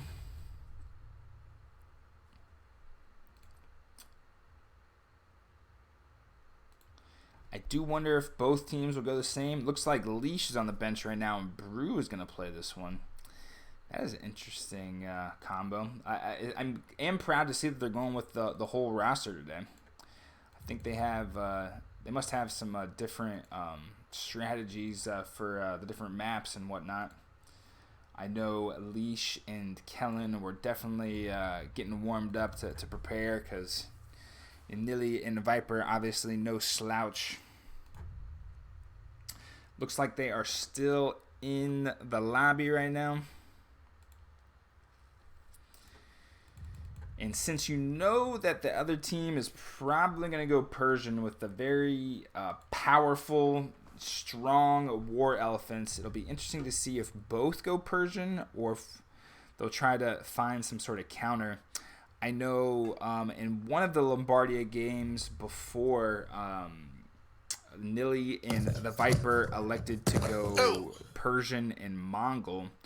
And so I'm interested to see. I think we're going to see Persian from both players, Tommy. But I know in the one game against, I think it was Hazy and Westbrook, I saw the GL go Persian and Mongol. And Viper with the Mongol is absolutely insane. Yeah. Ooh, we got a little switch up right here. We're going Bohemian Saracen, interesting picks, against Persian Saracen for GL. True, going with another wild pick. Definitely hope it pays off, but I don't know how much of a fan of Bohemian I am. However, I guess if you're able to bunch up a bunch of the Hoofnies together, then you can really get a lot of splash damage on the slow elephants coming down the field. So this is going to be a very, very interesting matchup here. Also, the Bohemians will have, they do have to be able to counter the onagers coming from the Saracens players. So we are up. I'm on I'm at 10 seconds right now. Don't forget your overlay. Ooh, I did change. I got it this time, but thank you for reminding me. We're going to lose all viewership now to Poland because of the Hoofdi. Hoofnies. Is that how it's pronounced? Yeah. Hoofnies. Because here they have the Hoofdies. The Hoofdies. And so with Lombardia, we typically have both teammates close together on complete other sides of the map. So they have to travel a long distance, a little bit harder to rush, but Viper's going to get in and probably get a Vil pick here on Brew. And it looks like they double scouted Brew. And so let's see if he loses any more here. Uh-oh. Viper's... for some reason, it just feels like Viper's scout just goes faster. I don't know. Is that the secret? Does he have hacks in there where his units perform like just slightly enough better that you don't notice it, but it makes a difference in the end of the game? Is that the secret to all the madness? It could very well be. I would love there to finally come out like some true Hollywood story where like to come to find out Viper was just cheating this whole time. Oh, that would be amazing. Could you imagine that? Yeah, we had everything rigged. How Got a developer in there and change up all the settings and stats and stuff for the game. So Nili getting tons of Vil picks and slowing down the production here for Brew. Interesting play so far. We got the Halbs from the Bohemians that are a little bit more juiced up than your average Halberdier. And so that'll help get a little advantage here against the Saracen player going Camels. And looks like Viper's got a little raid going around the east side. They're going to try to pick off one of the Vils here building a castle.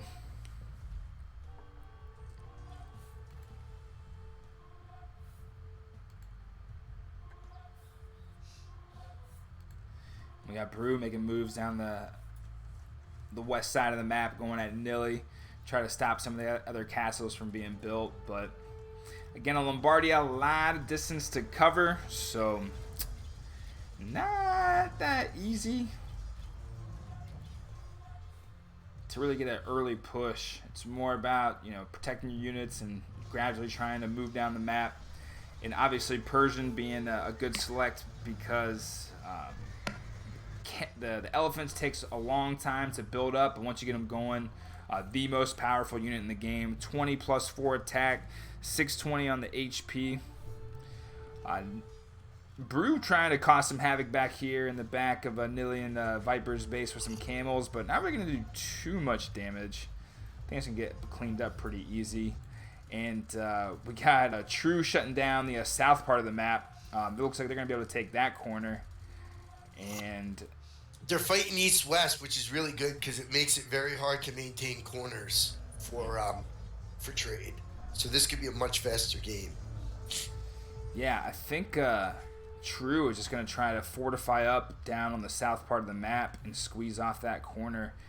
And if Brew can hold the middle and True can continue to go around the side, that is kind of like, I guess, a good situation for the Bohemians to gradually push and continue to hammer stuff down with their bombard cannons, the Hoofnies. Hoofnies. Hoofnies. I can't actually get into the game. It's actually like locked out. It's kind of weird. Oh. Yeah. I can try to throw up a stream here, but usually it lags when I do that. Yeah, don't do it. It's all right. You can watch on Greek TV like everybody else. I am. I am. I'm there. I am there.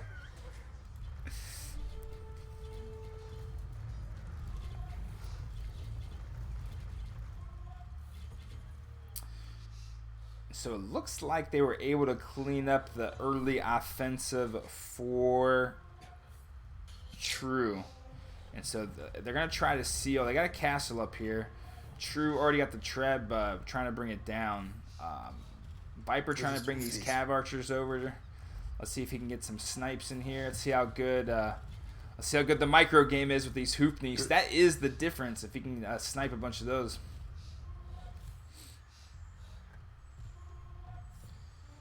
And it looks like GL is pretty much going to give up on the north corner. They're going to try to take over the south. So there's definitely going to be the battle for the south right now. If they can, if True can hold up and knock down these castles, GL is going to be in a tough spot. I don't understand how they can't win this. Like they have Hoofney and they have Mamelukes, right? Mm-hmm. Which are going to counter both civs because it's like the other guy went Persians. Nili went Persians. So I feel like they should win this. This is a game that they should be able to mass an army and just roll over people. Because the Persians, in essence, are not. They're a dead stick in a game like this. These Mamelukes just melted those elephants. Yeah. Dude, Kellen's like losing the Hoofneys to one onager. Yeah. And it's on like patrol. And now that onager took a trap. All right? Now it's going to die to house, but it's going to be awarded like the Medal of Denmark for its bravery. I think True is taking more of his attention up towards the northwest part of the map and trying to put some pressure on the Persian player, which is definitely the best thing to do is to get Persian so they can't really just run right downhill on you. We got a monk out here from True. He's able to get a conversion on one of the elephants, which is definitely a popular strategy since the elephants are so slow. And we got a little bit of an army here building up the middle, but not doing too much.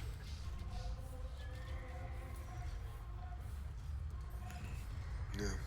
Hold on. We have an interesting market choice here for True. Kind of went with the short market, even though they have the north available. Let's see how long they keep that up.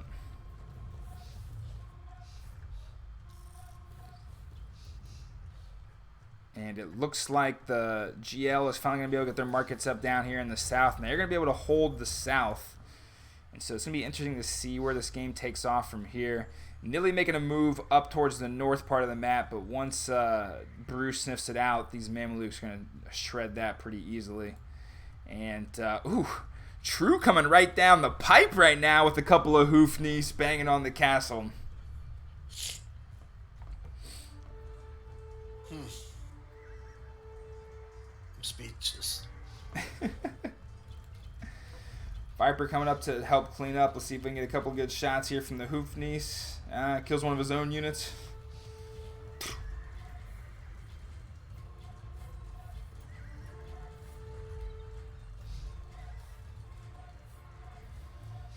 Good job by Viper sniffing it out, and they were able to. Quendi was able to get one castle down, but able to get another one right back up. Not really able to get a sustainable push. But I really feel like Quendi has GL on the back foot right now. They continue to line up and get another attack going at a new point, which is making it very difficult for the Persian player to really focus on an area and really build up momentum. And I honestly, at this point, I kind of feel like you just let the Saracen player go right at the Persian player. Let them, let that matchup Rams. take a hold of it. Because you just need Mamelukes and Rams. That's it.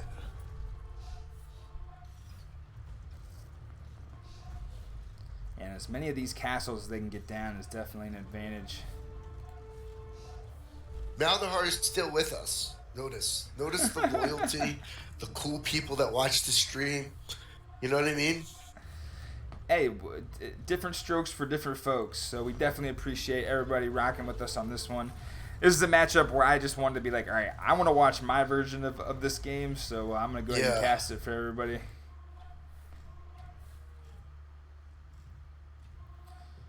All right, we got a castle coming up here for True in the middle.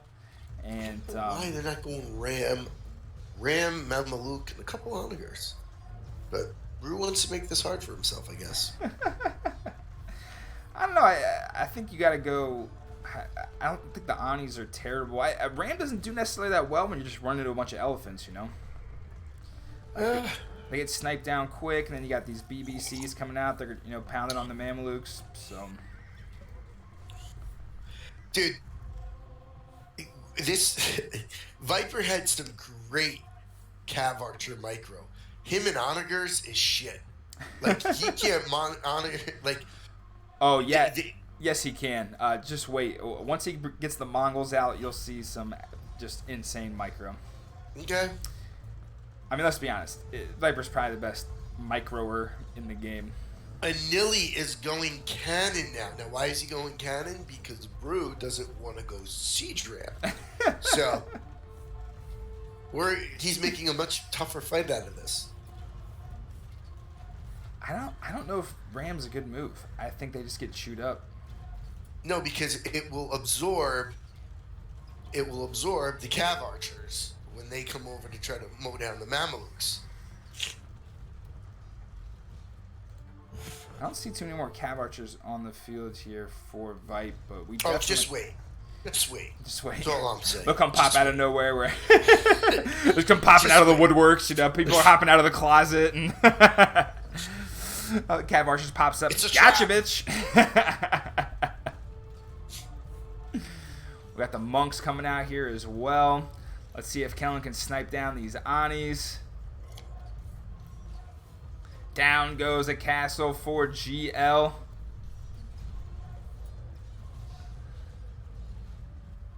Ooh, what's everyone's eco looking like? Their eco looks good.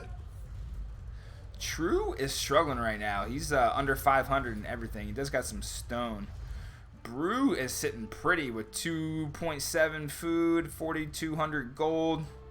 I'm guessing the Viper probably has... Oh, Viper's struggling right now. He's low on food and gold right now, which obviously with Saracen, you need that.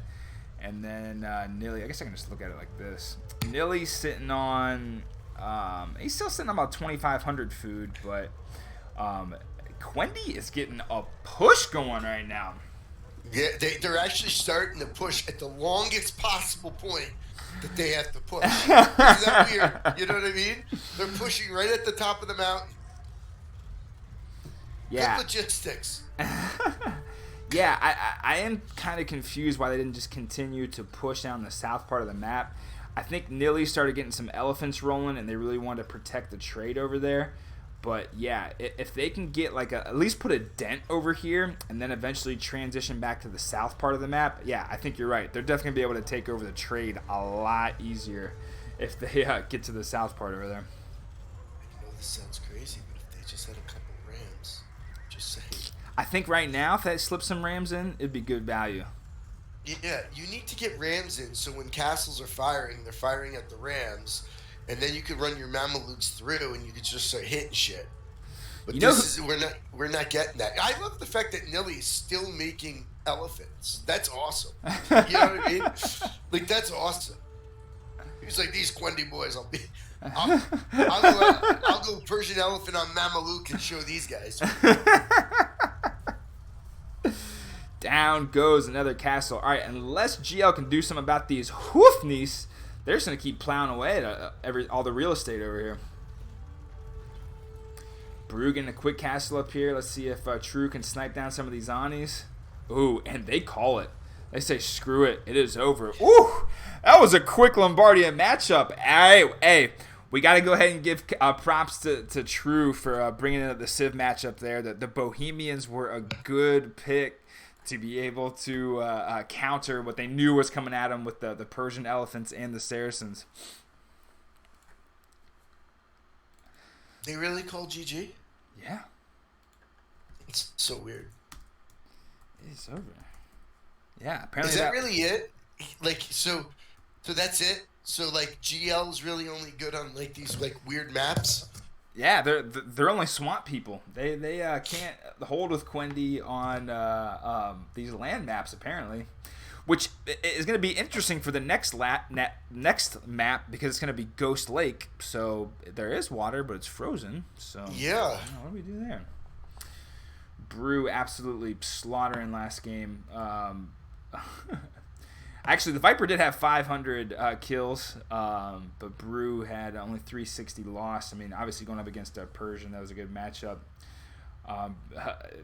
Nili was able to get a bunch of food, but again, sending them straight into Mamelukes, not necessarily the best strategy. Not really. We got Ghost Lake. Let's see. So on this, I think we might see a Teuton. You know, the way Ghost Lake usually plays out, there's a frozen lake in the middle, so it kind of creates these choke points there on the side. So this one should be a fast one, the good news. Ghost Lake usually goes a little while, too, because it usually gets choked off. Series tied at 2-2, folks. So I think the two people watching this stream right now are Maldahar and Backy. Well done, boys. I think I can see it. Oh, it shows a bunch of people. Yeah, it says Backy's still in here. Oh, Keller's in here. Is he? Yeah. It says he's in here. I don't know if he is, but... That's me. Keller, if you're listening, please come in here. Tommy wants to apologize. He clowned you. I didn't tell Clown to go in there and talk. I just said, what Twitch is it? That's like letting a rabid dog loose in the house and telling it to behave. Poor guy. Like, that was like his moment to shine. You know what I mean? I feel like, well, the Slugfest was his moment to shine. Yeah, I know, but like he was going for a repeat performance. It was like, is this thing on? He was just feeling himself. He needed a heat check.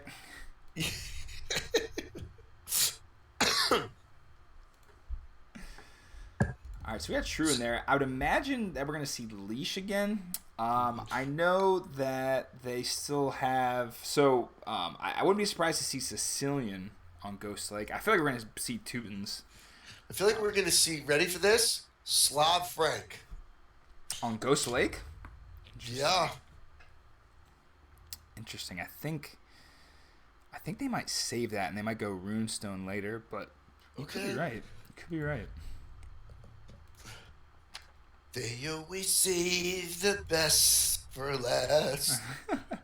I'm concerned though. GL's only map that they've been able to win so far is like Golden Swamp, and I feel like that's because Quendi, like, they're like the best deathmatch ever as long as it's on Arabia. You know what I mean? That one map that they play all the time. Right, Yeah. which is kind of funny because it's like, well, we're Quendi, we're the best, but we dictate the map we play on. Which is very weird, to give a plug, because for our random map tournament, which means, well, gosh, if there are, no Quendi's place in that, maybe they shouldn't dictate the DM maps. That's all I'm saying. A little controversy. Yep, we got the Mega Random Madness Tournament coming up. Sponsored by March Summon 6th. Electronics. Sponsored by Some Electronics. March 6th, 18 GMT, prize pool, $250. Maldahar, you're in the chat. You're not signing up for this, man? What you got going on next Sunday?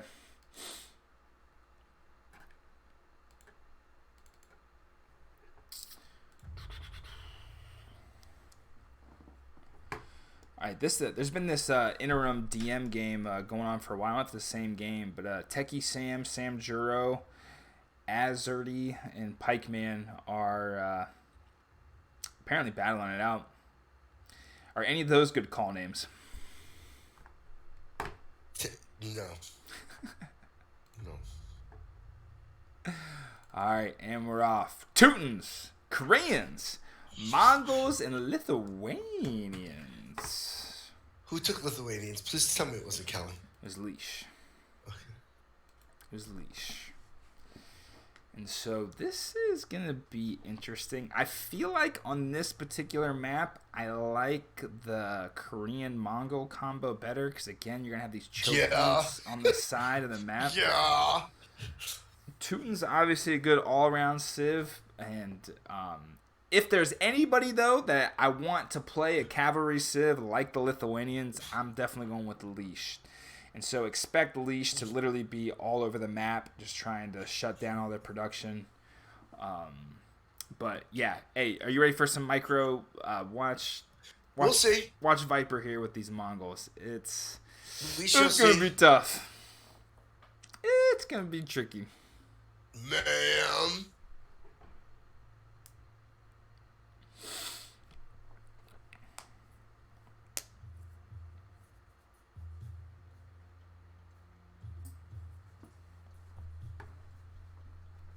I mean, are you did call up Quendi at the beginning of the series. Are you changing your pick now?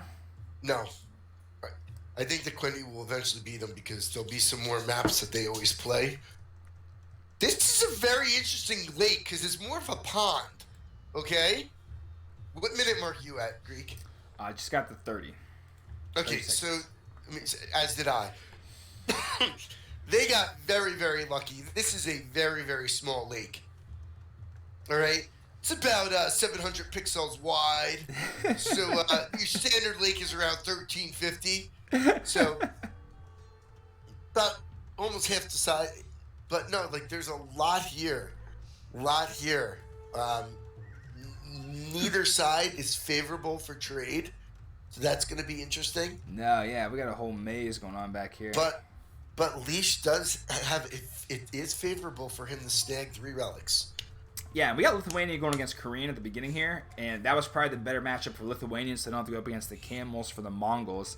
And I'm definitely watching Nili's base right now and see what Leash can do, bringing the heat here at the start. He needs to just grab those. He needs to grab those relics. He's got 1, 2, 3, and then the one in your Kellen, that could be 4. He could get 4 relics, and don't forget the Lithuanians get some shit fucking bonus. If you have the relics, so. And GL's not dumb because they are going to go monastery as well and try to steal as many relics as they can. Yeah, and Leash has got a monastery up already.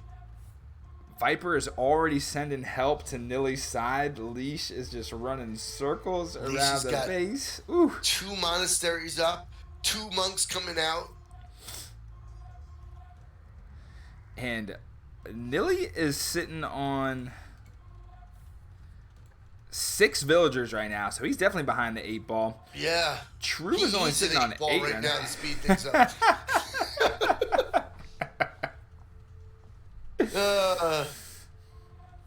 I killed myself. I used my best material for 2 dedicated loyalists.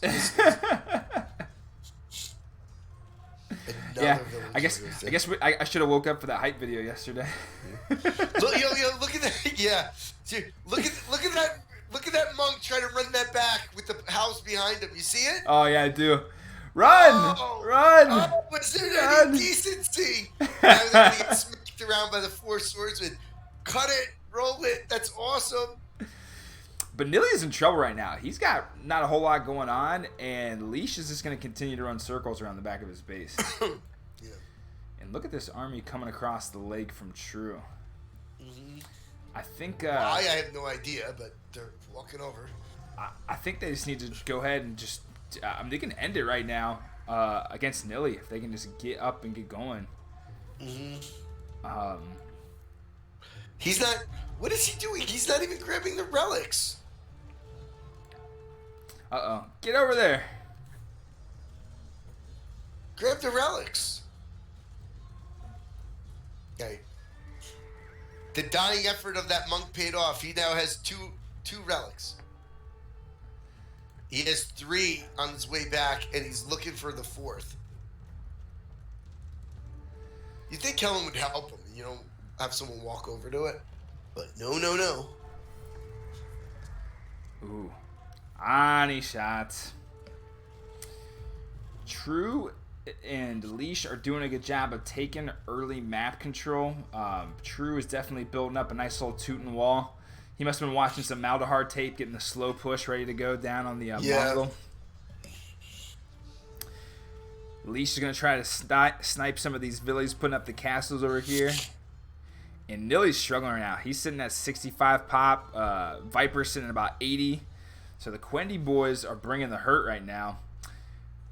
Kellen's already trebbing down this town center up front here in front of the Vipers. So Viper does have a pretty good army. He's kept it back to clean up the raids coming in. But Nili's got nothing right now. And they cleaned up these towers up here in the front. They can at least send cavalry right to his gold pile and shut down this gold production. Nili is sitting on, I guess he does have about 7k gold right now, so not a huge need, but it'd definitely be nice to slow down the production there.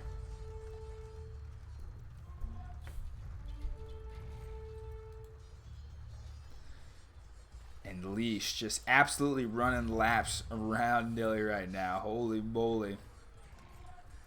Can't get anything golden going right now. And let's see.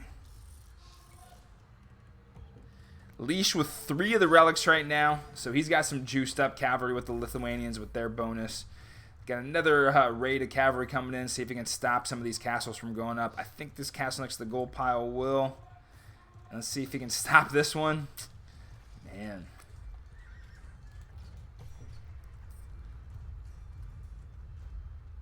True coming across the map with another big army.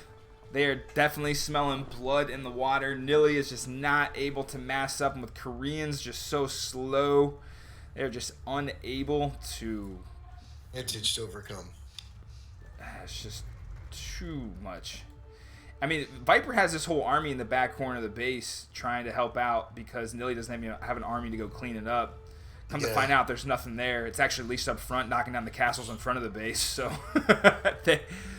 they're absolutely ass backwards. And True is bringing the hurt down on the front of Viper's base right now. I got the Trebs going. A long overdue hurt. He's been waiting 20 years for this. I keep telling you they played a show match against each other where Kellen won. I heard about that show match. I think it wasn't sanctioned by the DM Federation, so. It was just a back alley brawl. Yeah. They got to get themselves grounded. Let's look at their ecos to see if they could even fight. All right. So Viper is at 105, and Nili is at 131. Nili's got 7,500 gold, though. Yeah, he got gold for days. Yeah. Give it to Viper. Viper needs to make gold units. Yeah. Right? Viper needs to make siege. The only way they're going to win this is if Viper starts pulling out gold units. These Mangudais are still mowing down these Lightus. Yeah. Quendi is just literally coming at these guys from all angles, and it's like it's not one battle, it's all skirmishes. Yeah. And Nili can just not get his pop-up. Either can the Viper. I mean, both True and Leash are queued up and got everything going. The thing about the Mongols, though, is that they do have really good mobility, and they can, even if with not a whole lot of pop, they got power. So they can continue to take things down, but yeah, he burned. Yeah, but he still needs gold, and Nili needs to give it to him now. Nili still has 7,600 gold, and he's popped. The only way you're gonna get back in this is if you give something to Viper. Oh, Kellen blasts his own friendly fire. Leash has always had some group of cavalry running around the back of the base this whole time. Pimped out at +4, you know. Very they do well against hounds even at this point. Yeah. Yeah, Lightus. I'd like to see him get some cav archers in there now to start mowing down these pikes. I think as long as Kellen can do a job with the micro of the Anis, he can just go. I think he's just gonna end up just going full Lightus. I mean, it's just going to be a factory of Lightus distribution at this point. Yeah. This is the way you have to kill them too, slowly. Slowly. And these lightest are And just... Viper's really starting to protect himself first. He's letting Nili take a lot of punishment right now. Yeah, it's going to be... Nili's got a lot of onagers queued up. I still think this game's over. It seems like it. You know, with Mongol, it's always a tough wild card because they can push so quickly once you get off balance. But you know, yeah, like one good raid, you know, but I don't see that here. Ooh, good on shot here by Viper's Nili. finally at pop again, okay, but Nili's still yet to get there. yeah, he's having gold issues. What is there a lock on his account right now? I have no idea. And Leash Are his assets frozen from the U.S. sanctions? Like once again, Leash is still True is close. They're both Leash and Kellen are about 185, but they do have eco. They have a really good eco. Kellen has 66 men on gold. And they got it rolling, and their trade is rolling. And you look at the back of GL's base; they got no trade going on right now. Yeah. And so, as long as they can just keep draining these gold units from GL in a somewhat quick manner, then yeah, they clearly got the advantage right now. We got the lights coming in, scooping up all these onagers. I know. I saw that. Terrible. Terrible. And But Nili still has gold where he could lose. You got to do something to try to bring him into a fight, you know. And he's making towers. He's trying to get his feet back.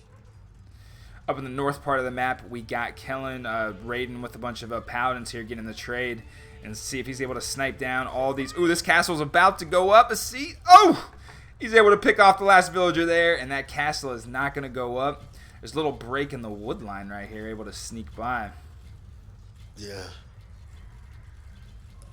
It's just nonstop. And the more that Viper leaves Nili on an island, the Leash is just going to continue to hammer him. Yeah. Oh, he's losing. He just lost all of his trebs. Nili. Yeah, those are going down.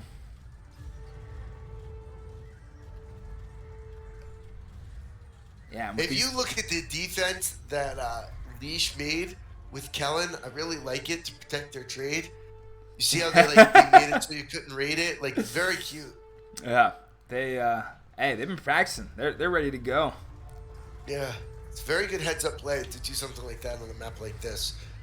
True is doing an excellent job of bobbing and weaving on both these guys right now. He gets a good push going in on Viper, and then as Leash has Nili on the back foot, he's able to come help clean up a bunch of the onagers and stuff. Viper still, he's able to get these Mangadai in here a little bit late, but he's going to continue to hammer. Continue to hammer on these castles, and it's going to be tough for Nili to get any traction at this point. This is definitely their game to lose right now for Kellen and Leash. So, like it's almost like you just end the game now, We got Patox D134F asking to buy followers, primes, and viewers. How much? I could probably use some more viewers right now. Yeah. How much per viewer? Like 10 for $1 or? Well, let's talk prices. Yeah. Down goes another castle for Nili. He's going to try to build another one up, but I feel like with all this cavalry coming in, they're just going to eventually get up and just knock this one down, too. It's going to get trapped right back down. And once that goes down, I don't know if it's going to be a GG because I feel like they still have... Viper still have is an eco. Yeah. But we got True coming in. He's getting raids, and Viper's trying to make his last ditch push right here. Finally gets this castle down where he can get some space to breathe, but he's got a long way to go if he's going to start pushing True back. With this matchup, Mongol, you can do a good job of microing your Mangadai. You can save him and get a lot of usage out of him, but Viper is struggling on wood right now. He only has 100, so you definitely need some wood to bang with the Mongols. Yeah, he just lost his onagers. This is GG. It's over now. GG! 3-2. Nili still has 3,300 gold. The Viper, 182-man army. He's just he's so screw eco. You're just not gonna kill any of my units. Yeah. Look at these Mangadai doing work. This took out pretty much this whole army that Leash had with the Trebs and all. But he's got to be able to reload, and True is continuing just to knock down all the different buildings that Viper has over here. And True's gonna, as long as he can get some gold up, he's got the Paladins coming in. They're gonna start raiding and start taking out some of these wood choppers. Yeah, let's go ahead and focus up on this part of the map. Up in the north, we got a bunch of Paladins streaming in. Come shut down some of this trade, shut down some of this eco.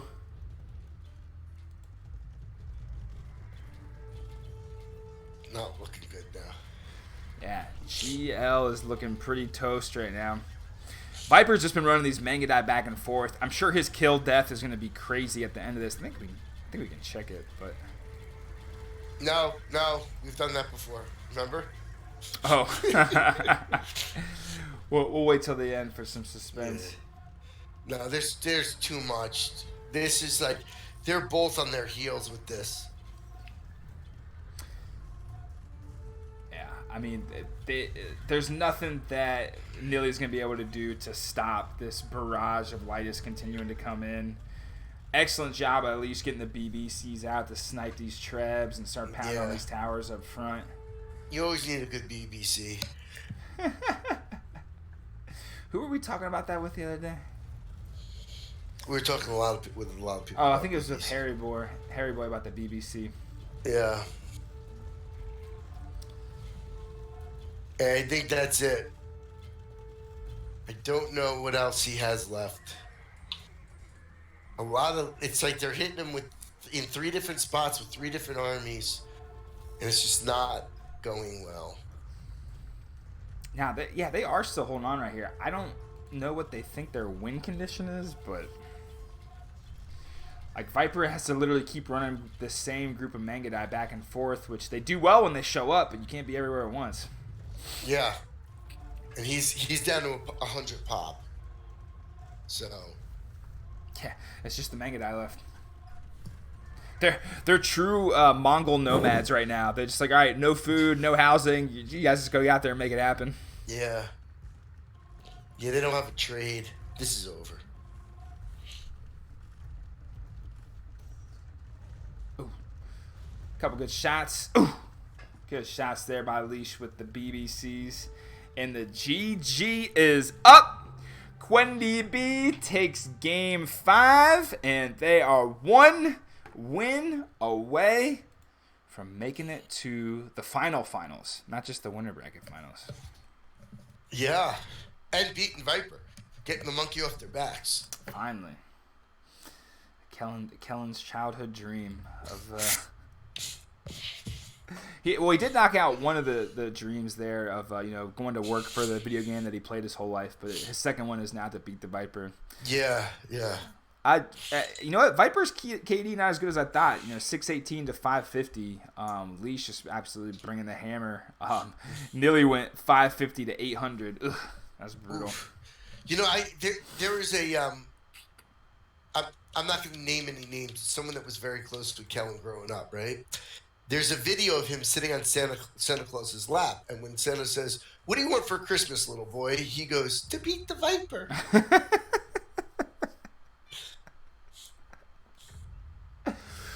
Well, Kellen, it might be long overdue, but you might finally have your chance.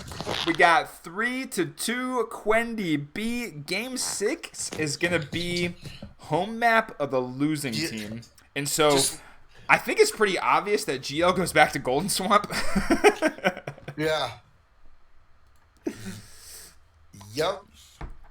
So we will see what they do there. I'm gonna take a 2-second break here to get some water and use the bathroom. So I'll be right back. I'm gonna grab my soup. I'll be right back, gentlemen.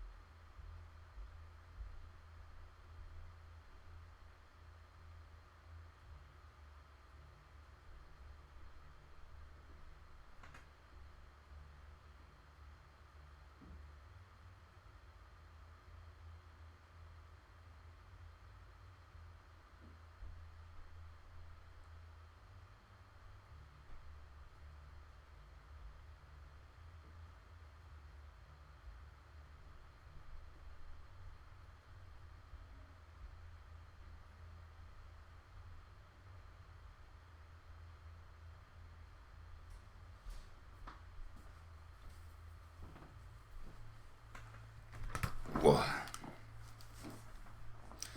Alrighty. Are they gonna stick with Ghost Lake? Oh no, we got a Hubro123 in the room right now. It is always amazing to me how many players can't take a hint that there's clearly like an event going on. Oh, here's a game. I'm gonna pop in. Woo, bro. Woo, bro. I mean, it's one thing when you have like a DM lobby set up and this guy that's never played the game before just shows up like, what's going on here? But I do wonder, maybe Will can tell us sometime when, how many new players like come in, like every day, like someone new signed up. Like, it was amazing to me that they are still growing Age of Empires, even though it's a 20-year-old game. Yeah. We got Zach trying to help Microsoft reach the Vietnamese market constantly. Why does he always talk about that? I don't know, dude. Can you explain half the things that he does? I don't know. It's kind of weird. I wonder if Zach is allowed to go back in Nili's chat anymore. Although, after I found out the details of that, that was pretty mild what Zach did. I thought it was going to be something way more offensive. Yeah. So we got Quendi up 3-2. The location still says Ghost Lake, but I wonder if they're waiting on the map selection before they decide who they're going to play with either Brew or Leash. Do they have strategies in their back pocket based on different situations? I know GL still has some powerful civs left in the tank. I mean, they lost to Mongols, which beating Viper with Mongols is definitely huge for them. But they still got Slav. They still got No, they Sicilian. didn't. They used Slav already. Remember? they they did went use Slav Slav. Frank. Yeah. You're right. Quendi's the one that still has Slav. Ooh, that's a huge civ to have late Yeah, in they're the contest. Bohemians. Bohemians. And I don't think Quendi has used Frank yet either. Mm-hmm. And so we might see a Runestones Slav Frank from Quendi a little bit later on. We got Game 6 coming up. Just waiting for the contestants to hop into the room.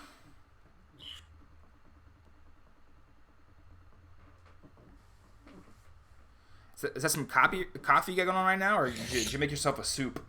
I've got a little bit of a chicken noodle soup, but it's not that hot. But we shall see.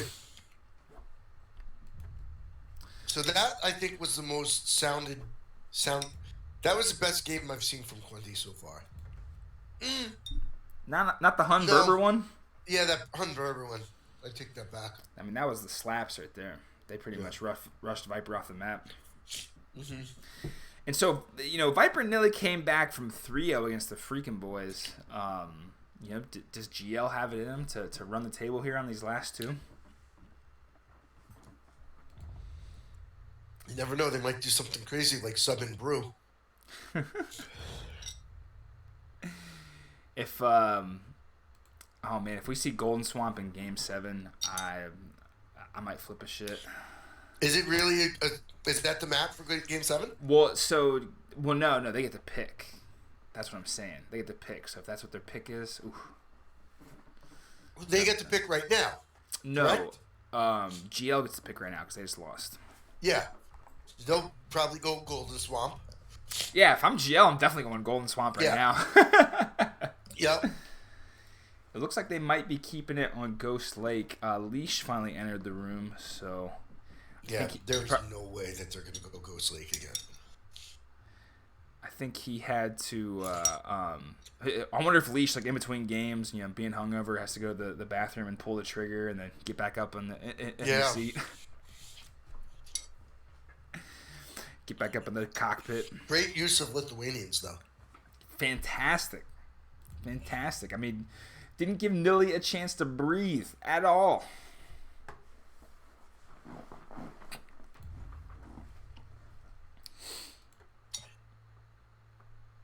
They're picking civs. What are they doing? Yeah, they're coming up with some sort of strategy right now. It would be interesting for them to go Ghost Lake again. Because these guys don't play a lot of 2v2 DM, I wonder if they're just kind of struggling, like, all right, what kind of strategy do we come up with here?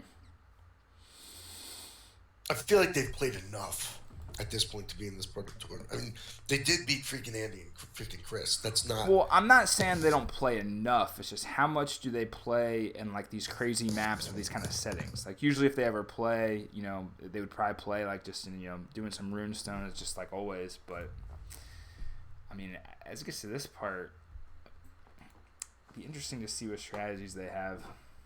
Still trying to ice them. Or they're icing us. I think the game is off. Yeah? In a roll? Let's look. It's on Ghost Lake still. On Ghost Lake. So True is going to go Mongol this time. Leash goes Franks to put the game away, and it's Ethiopian Teutons. Of all the dumb things I've ever seen, Viper decides to play it out on Ghost Lake. There might be a rule where they couldn't repick the same map. No, you can pick the same map as many times as you want. Are you sure? Yeah. Let me emphasize this again. That's the dumbest thing I've ever seen. I mean, with Ethiopian, I don't know if I understand that one either. I guess that's an okay pick against Frank. They got to be expecting Frank. It is interesting to see True and Viper, going opposite civs at this point. So, interesting stuff going on here. Mongols, Franks versus Ethiopians, Teutons, Game 6. Elimination game for GL. Can they stay afloat, or will Quendi put them away and put GL into the loser bracket? Yeah. True opening up with 5 stables for the Mongols. Let's get this Fog of War off. He's going to be going up against Nili, which is probably a better matchup. Rather than going up against... having Leash going up against the Ethiopian player with the camels. And so Mongol is definitely better than Ethiopian. And so they can probably just let Leash go 1v1 over here against the Vipe Dog and just let Kellen do his thing.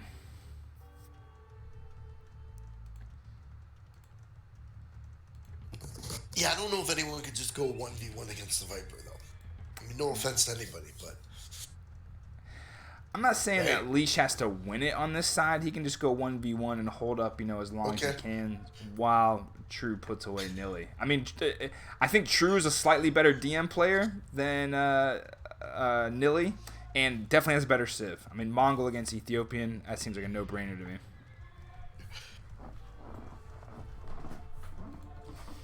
And Leash ain't scared. He's definitely bringing the rush with Frank.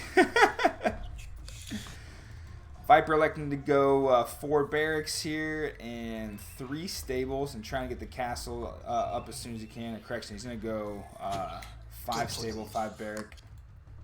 Or True already sending a camel to the corner. Oh, excuse you. Lily, can you go into another room? Lily, stick around for the exciting matchup. You'll help double our viewer base.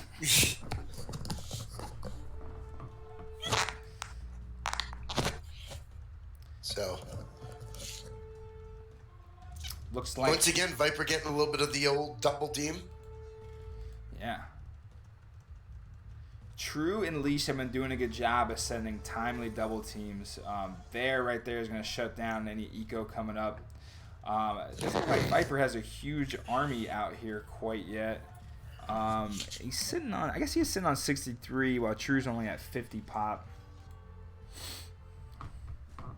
Yeah, I don't like that matchup though. I don't like Viper with Teutons against Leash's Franks. Yeah, I mean, I don't like that. As it goes on, Teuton's probably a better matchup because I think even at this point, the way that, let's see, they got 14 plus 4, and then they got just crazy armor. I'm doing something where people can't hear me because of you.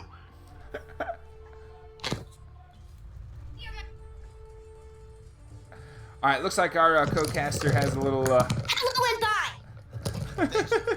Thank you. Thank you. Lily? Let me plug that in for you. Hold on. A baby Crusader, always a pleasure to have her around. I guess she's frustrated with the way the series is going for GL right now. She's probably hoping that they would have put on a little bit better fight so far. But Viper is going to get rolling here with the Teutons. Sorry about that, unruly fan. So Viper needs to get this castle fixed. I feel like he's leaving a lot of meat on the table if he doesn't get that taken care of.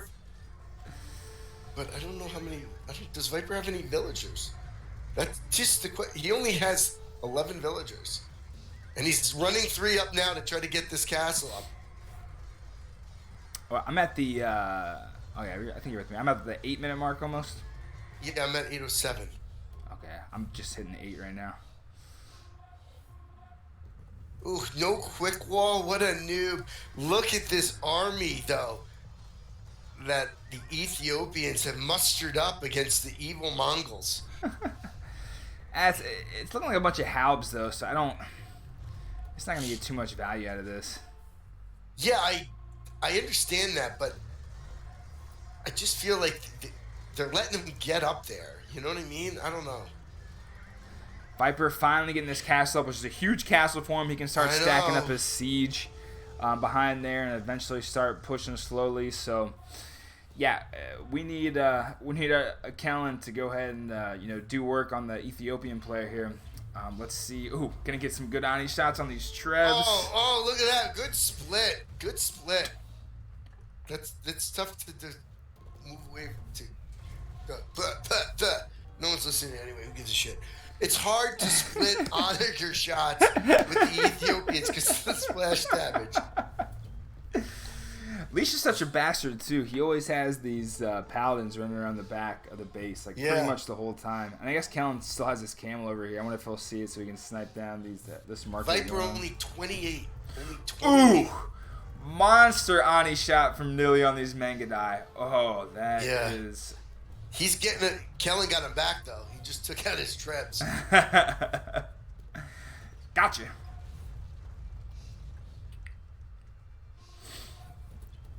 And as the game continues to go on, it is going to be tough for the Frank player to continue to push. Yeah. Down goes a castle for Leash, but I think he's going to be able to get that castle for Viper as well. Although Viper does have a whole bunch of villagers repairing him. He needs that castle up. He got it. Boom. Boom. Alright, and now we're at even playing field on top. This hill is huge right here. Whoever can control this hill is huge. Apparently Viper knows that. Viper's pop is 124. Another monster Ani shot from Nili. Nili is definitely out Aniing Kellen right now. I mean, he is hammering these Mangadai. Yeah. Nili's playing very well. I think he needs to throw a little bit of a sling. Some sling package to Viper, though. He's got 11. Yeah. I mean, Leash must be doing a good job getting this eco built out already. He is, well, Viper's low on resources right now. Whew. Yeah, he is. Leash doing a good job of still having food, which is obviously huge for the Franks. And Leash says, screw it, I'm going to go some of my onagers myself. He's going to get these ponies running around, sniping down these onagers, and uh-oh. Leash starts to take the advantage here on the east side of the map. It looks like Kellen's going to continue to try to micro with these Mangadai. Kellen's trying to play with fire right now. I'd like to see Kellen take 20 Mangadai and about 4 Rams and come right down at the very, very, very westernly bait part of Viper's base. And I think he'd be able to land the GG. He'd be able to take out those 2 castles and then end it. Just get a good diagonal cut going right there from his base to the back of a Viper base. Yeah, I like that too. Yeah, he's going to sit and trade and try coming in on him, but Nili had so much eco still that if he just slung it to Viper, it would be over, or he could use it and just make onagers. All right, he gave Viper wood, and let's see what else he's going to give Viper. True trying to get a raid in the back of the base, but there's no, I don't think, is there a hole right here you can get in? Nowhere really for him to go to sneak in there. Yeah. Leash now getting the Paladins running into Viper's eco. Uh-oh, Tommy. This is not looking good for GL. Your pick might be correct. Start pounding the castle. Viper getting these Anis up here. Trudis slung 4,000 gold to Leash. Unleash the Paladins. Let's see if Kellen can see these Anis over here in the west and snipe down these villies making this castle. Oh no, he's going to try to chop this wood. Ooh, that's a good, if he can get one more hit. Oh, I still don't think there's a hole there. Excellent job by Viper sniffing that out. I guess this Viper guy's not that bad. No. I'd like to see Nili just mass up. He's got so much, he's got good enough eco to continue making an army. Like, make camels. Just make something. And, like, Viper could do something. Kellen's just expecting too much from Leash right now to hold on against Viper on Toot and Frank. You know what I mean? I'm starting to get concerned here. Once Viper starts getting a move on, that's it.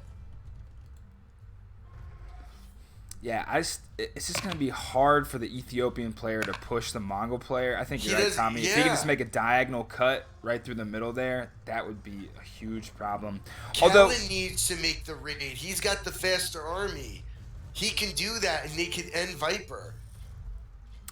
Quendi has done a good job this series picking the right times to double team, so maybe they just don't feel the timing's right quite yet. I don't know. I think that I think Nili's got great. He's doing really well considering he's the Ethiopians and he's completely tying up Kellen. Yeah. Got some Ani shots coming back and forth here. Ooh, there's one good shot. There's another one. True gave away a bunch of his gold. He still is fine, but True is low on wood right now. Yeah, they're gonna castle, but they're gonna castle push.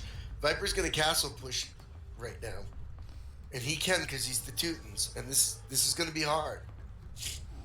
Yeah, it felt like Quendi had the momentum, but not now. Like they can't do anything now. Hopefully. Oh, Kellen's calling for help too. Kellen, just go. 4 Rams, 20 Manguadai, and you do huge damage to Viper. And he's still trying to micro down all this siege and everything from Nili, but it's just Nili's getting shots. Yeah.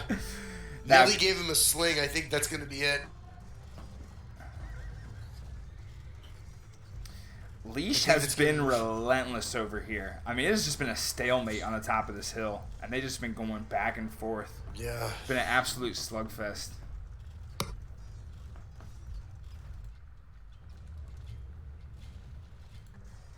Yeah, I think the downfall in this game was them trying to go Ethiopians. This is what I was saying earlier. They just don't play DM enough. They don't really know the best DM civs. Like Ethiopians, they're tier 3. They still could win. I mean, Leash is just pounding him.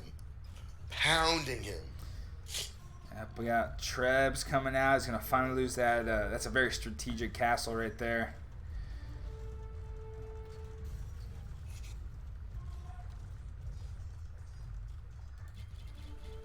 Now, it looks like True is trying to go out to the middle, and it looks like he is trying to finally make a diagonal move over here.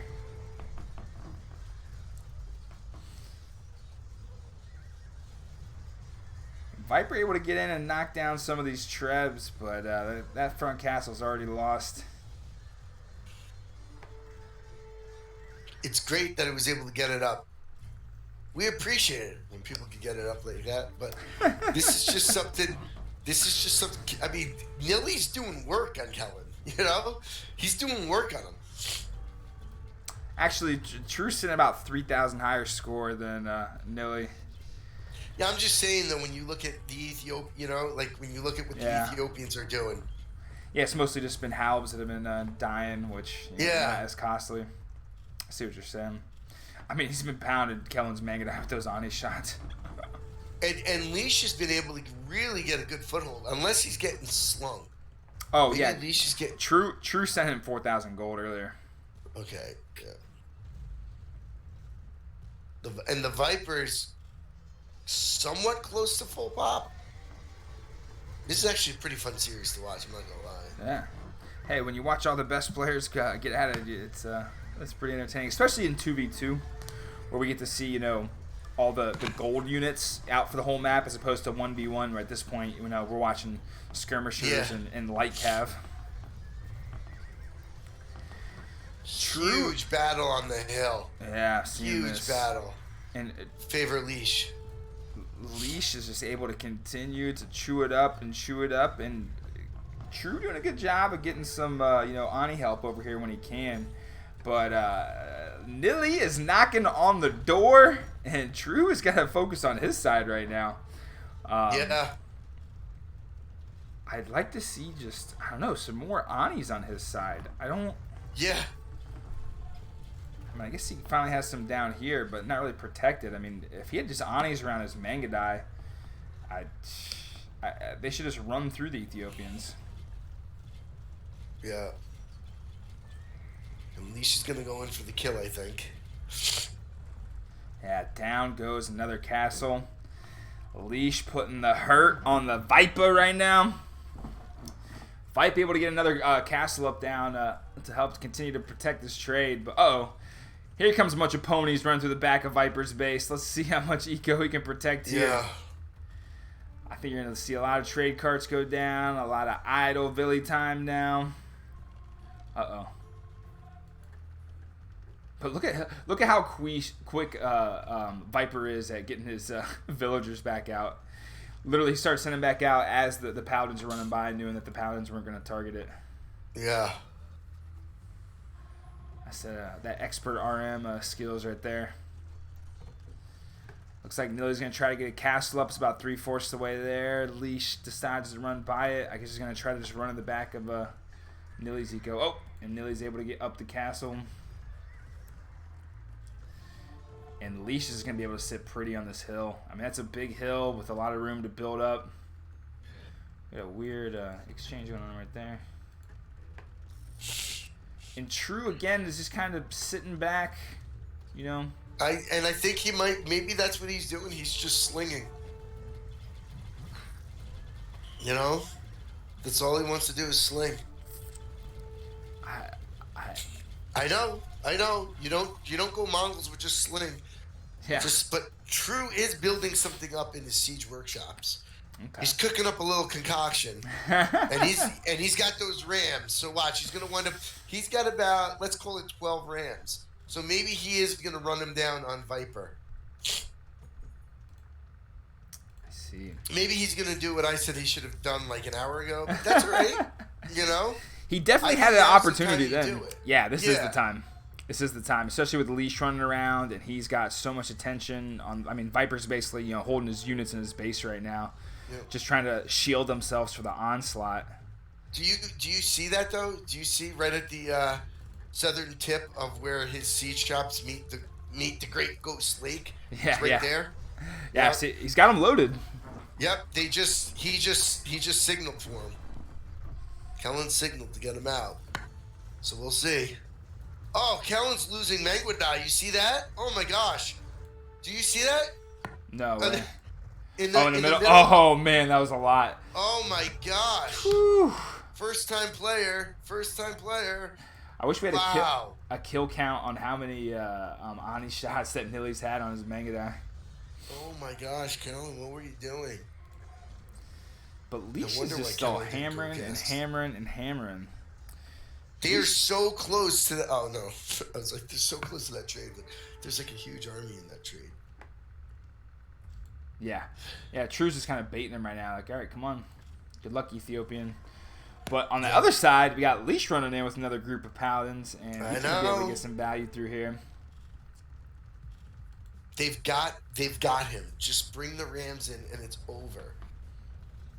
Bring the Rams in, and it's over. Yeah, I mean, I don't understand holding that pop space. Yeah.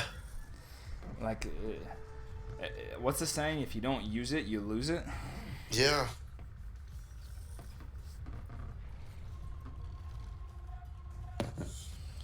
True finally able to get some breathing room here. Just continues to try to micro with these Mangadai, and No. He's probably going to be able to push back a little bit right now, the Viper. yeah. I think so. Leash is running out of gold. I mean, the Viper's got a little bit of an army. He's got it slinged up. The Rams are on the move. The Rams are on. It might be a little too late, but they're on the move. I think 20 minutes later, but he might have it. And it looks like Leash is going to link up with them. yeah. Viper thinks he finally has a chance to breathe. Yeah, Viper doesn't know what's about to hit him. A whole can of whoop. He's going to lose the castle by the And time he doesn't have realizes any it. Anis to take these things down either. No. Oh.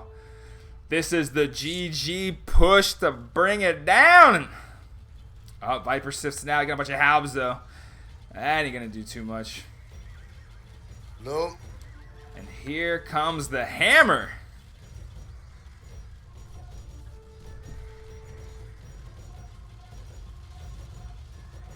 Viper already trying to repair the one castle. He got nothing on this other castle, though. He's going to lose at least one. No, you're going to lose two. Yeah, it looks like both of these are going to go down. And a barracks.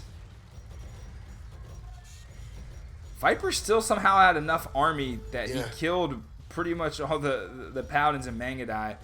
But damn, Nili knows he's got to do something now. Like his back is against the wall.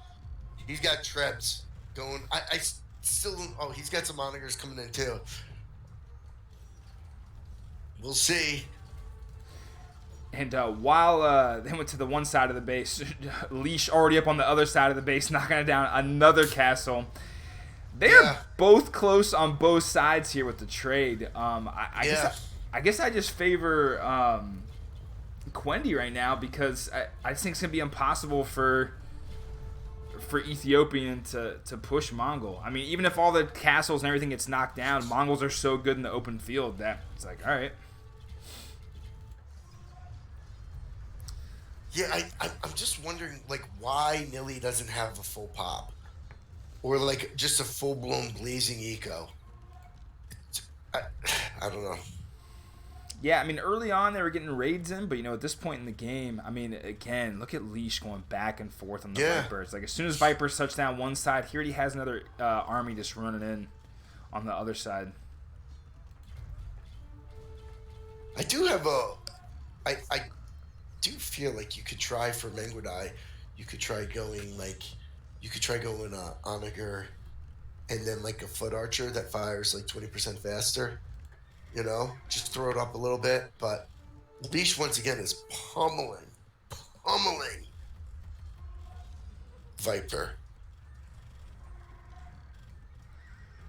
Whew. This is looking GG. Are we finally going to see it? Are we finally going to see the Viper go down in a deathmatch game? Does he even know how to say GG, I lost? I don't know. I don't believe so. I think it's been a while since seen him lose. I think there was a Nomad tournament in RM they just had that was really big last month. He won that too. Nili just threw him 371. When you're getting thrown, like, random numbers like that, it's GG. Looking like the prize pool from the Slugfest, huh? Yeah.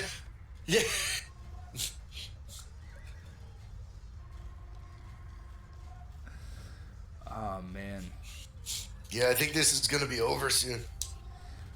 Viper's got nothing. I mean, he's just throwing halbs out there trying to do what he can. But he's got Trebs coming. He's got the Axeman swinging.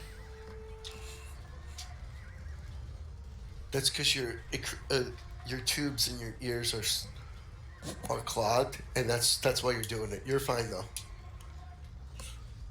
Yeah.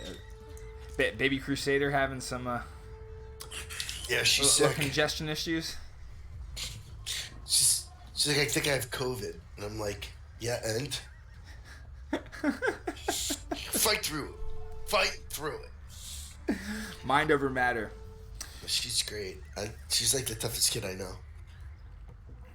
Yeah, Vipe is sitting on about 200 food and 0 gold, and so he is just tapped. But out he does have trade cards going. So at some point, Kellen's got to get on that trade and find a way to kill some trade cards. Or in the south, you got Leash coming in right now with a whole swath.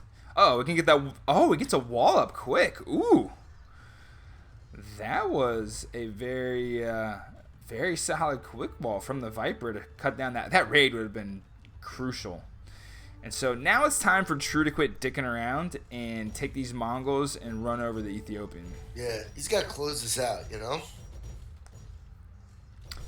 Get the Rams going. Get the Mangadai going. And they both got armies on both sides now. Quendi with a lot more gold units on the field right now. Yeah. Raid after raid after raid. What I would like to see is Kellen to put 8 Rams on that hill in front of Viper's base. And then when Leash runs in, he goes down with those Rams and just ends it. Yeah, I don't... Well, if Viper can still get Onagers coming out, that makes it tough, but... it is... Looks like they're going to be able to do what the freaking brothers couldn't. They're going to close this out. Yeah, I think at this point, True can just really... I mean, I've been saying it from the beginning. True can just go down on the Ethiopian player. Oh, yeah. I mean, ram it up with that blue rhino, baby. Mm-hmm.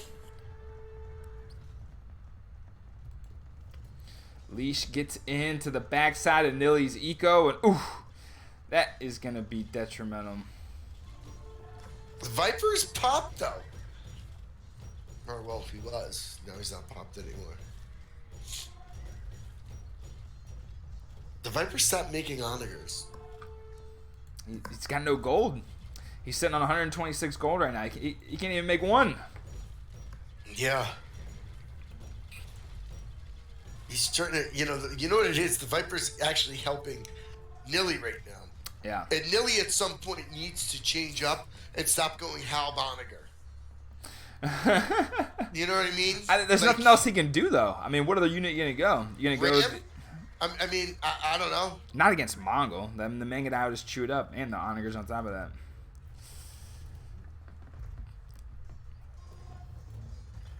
Viper needs to go and do what Viper does best, and that's win. Not if our boy Leash has something to say about it. I know. He's got a shit ton of paladins, though, bro. He's got like 60 on the board.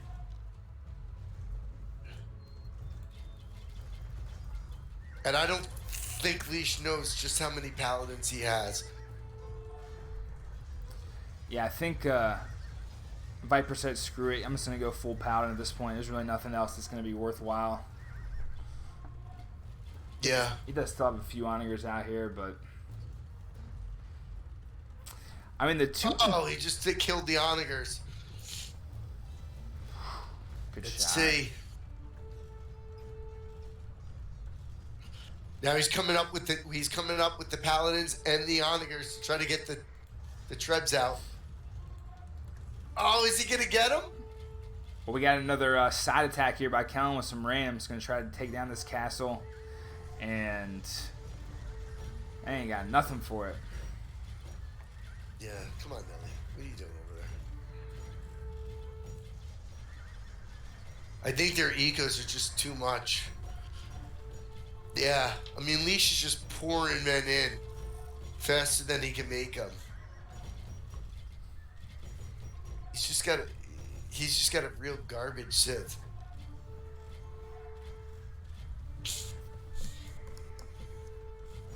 Yeah, I'm trying to think. There's so many other things. They could have gone Sicilian. They could have gone. I don't know. I always like Magyar. Still the Berbers left.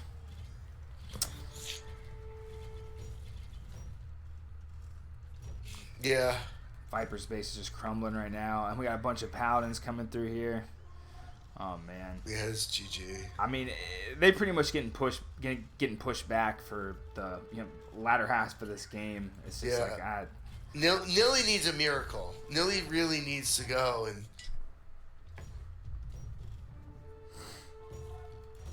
We got raids here. We got raids there. Got some Mangadai about to chop up a bunch of trade carts. Yeah, it's over. This is GG, I think. You can't come back from this. Nah. These trade carts are getting slaughtered.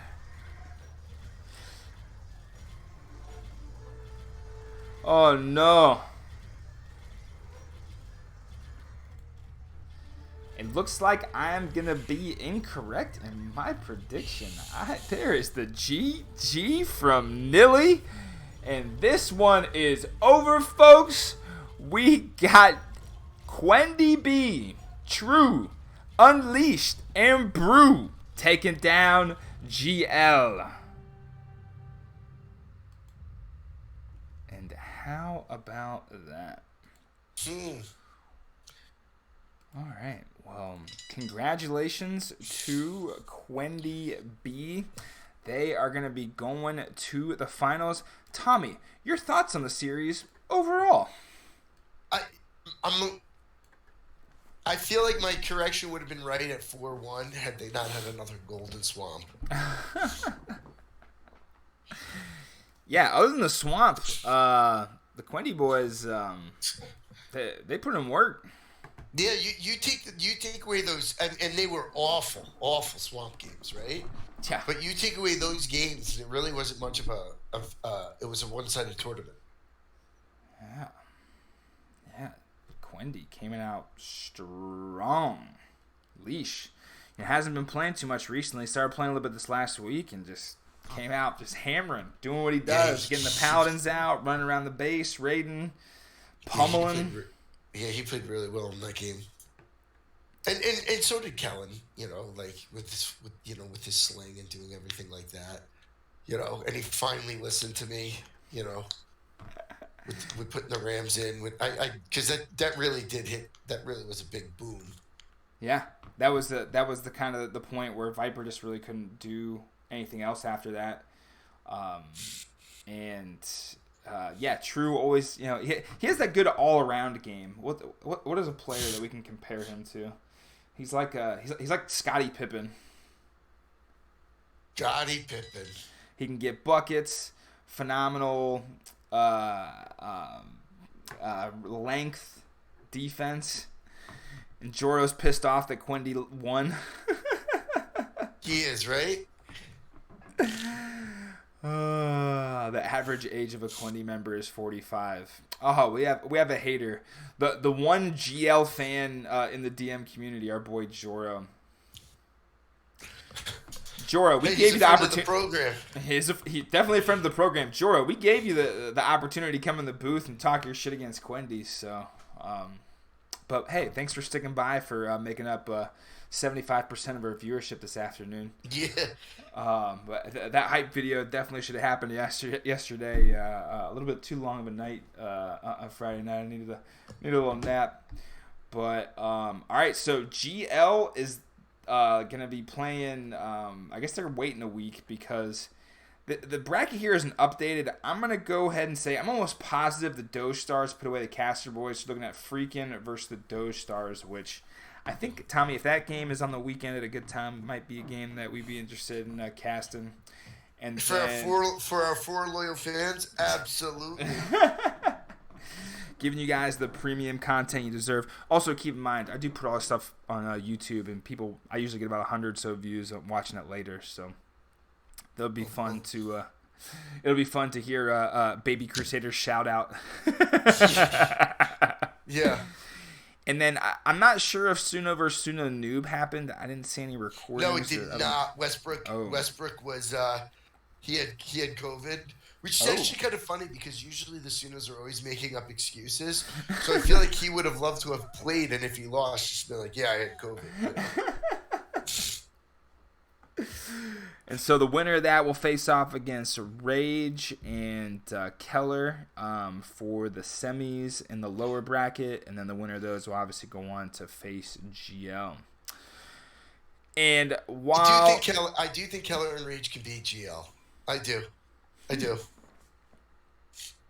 We'll see. I mean, Rage did place really well in the World Cup. I mean, he did get third, so anything can happen.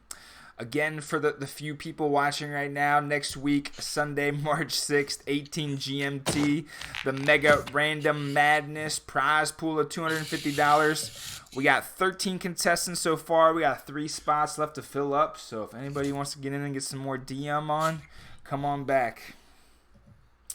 Anything else you got for the people before we sign off here, Tommy boy? I think they heard enough from us. Thank you very much for staying tuned. Yes, if anybody is still watching right now, we appreciate you sticking around. Until next time. Catch you later, noobs. GG.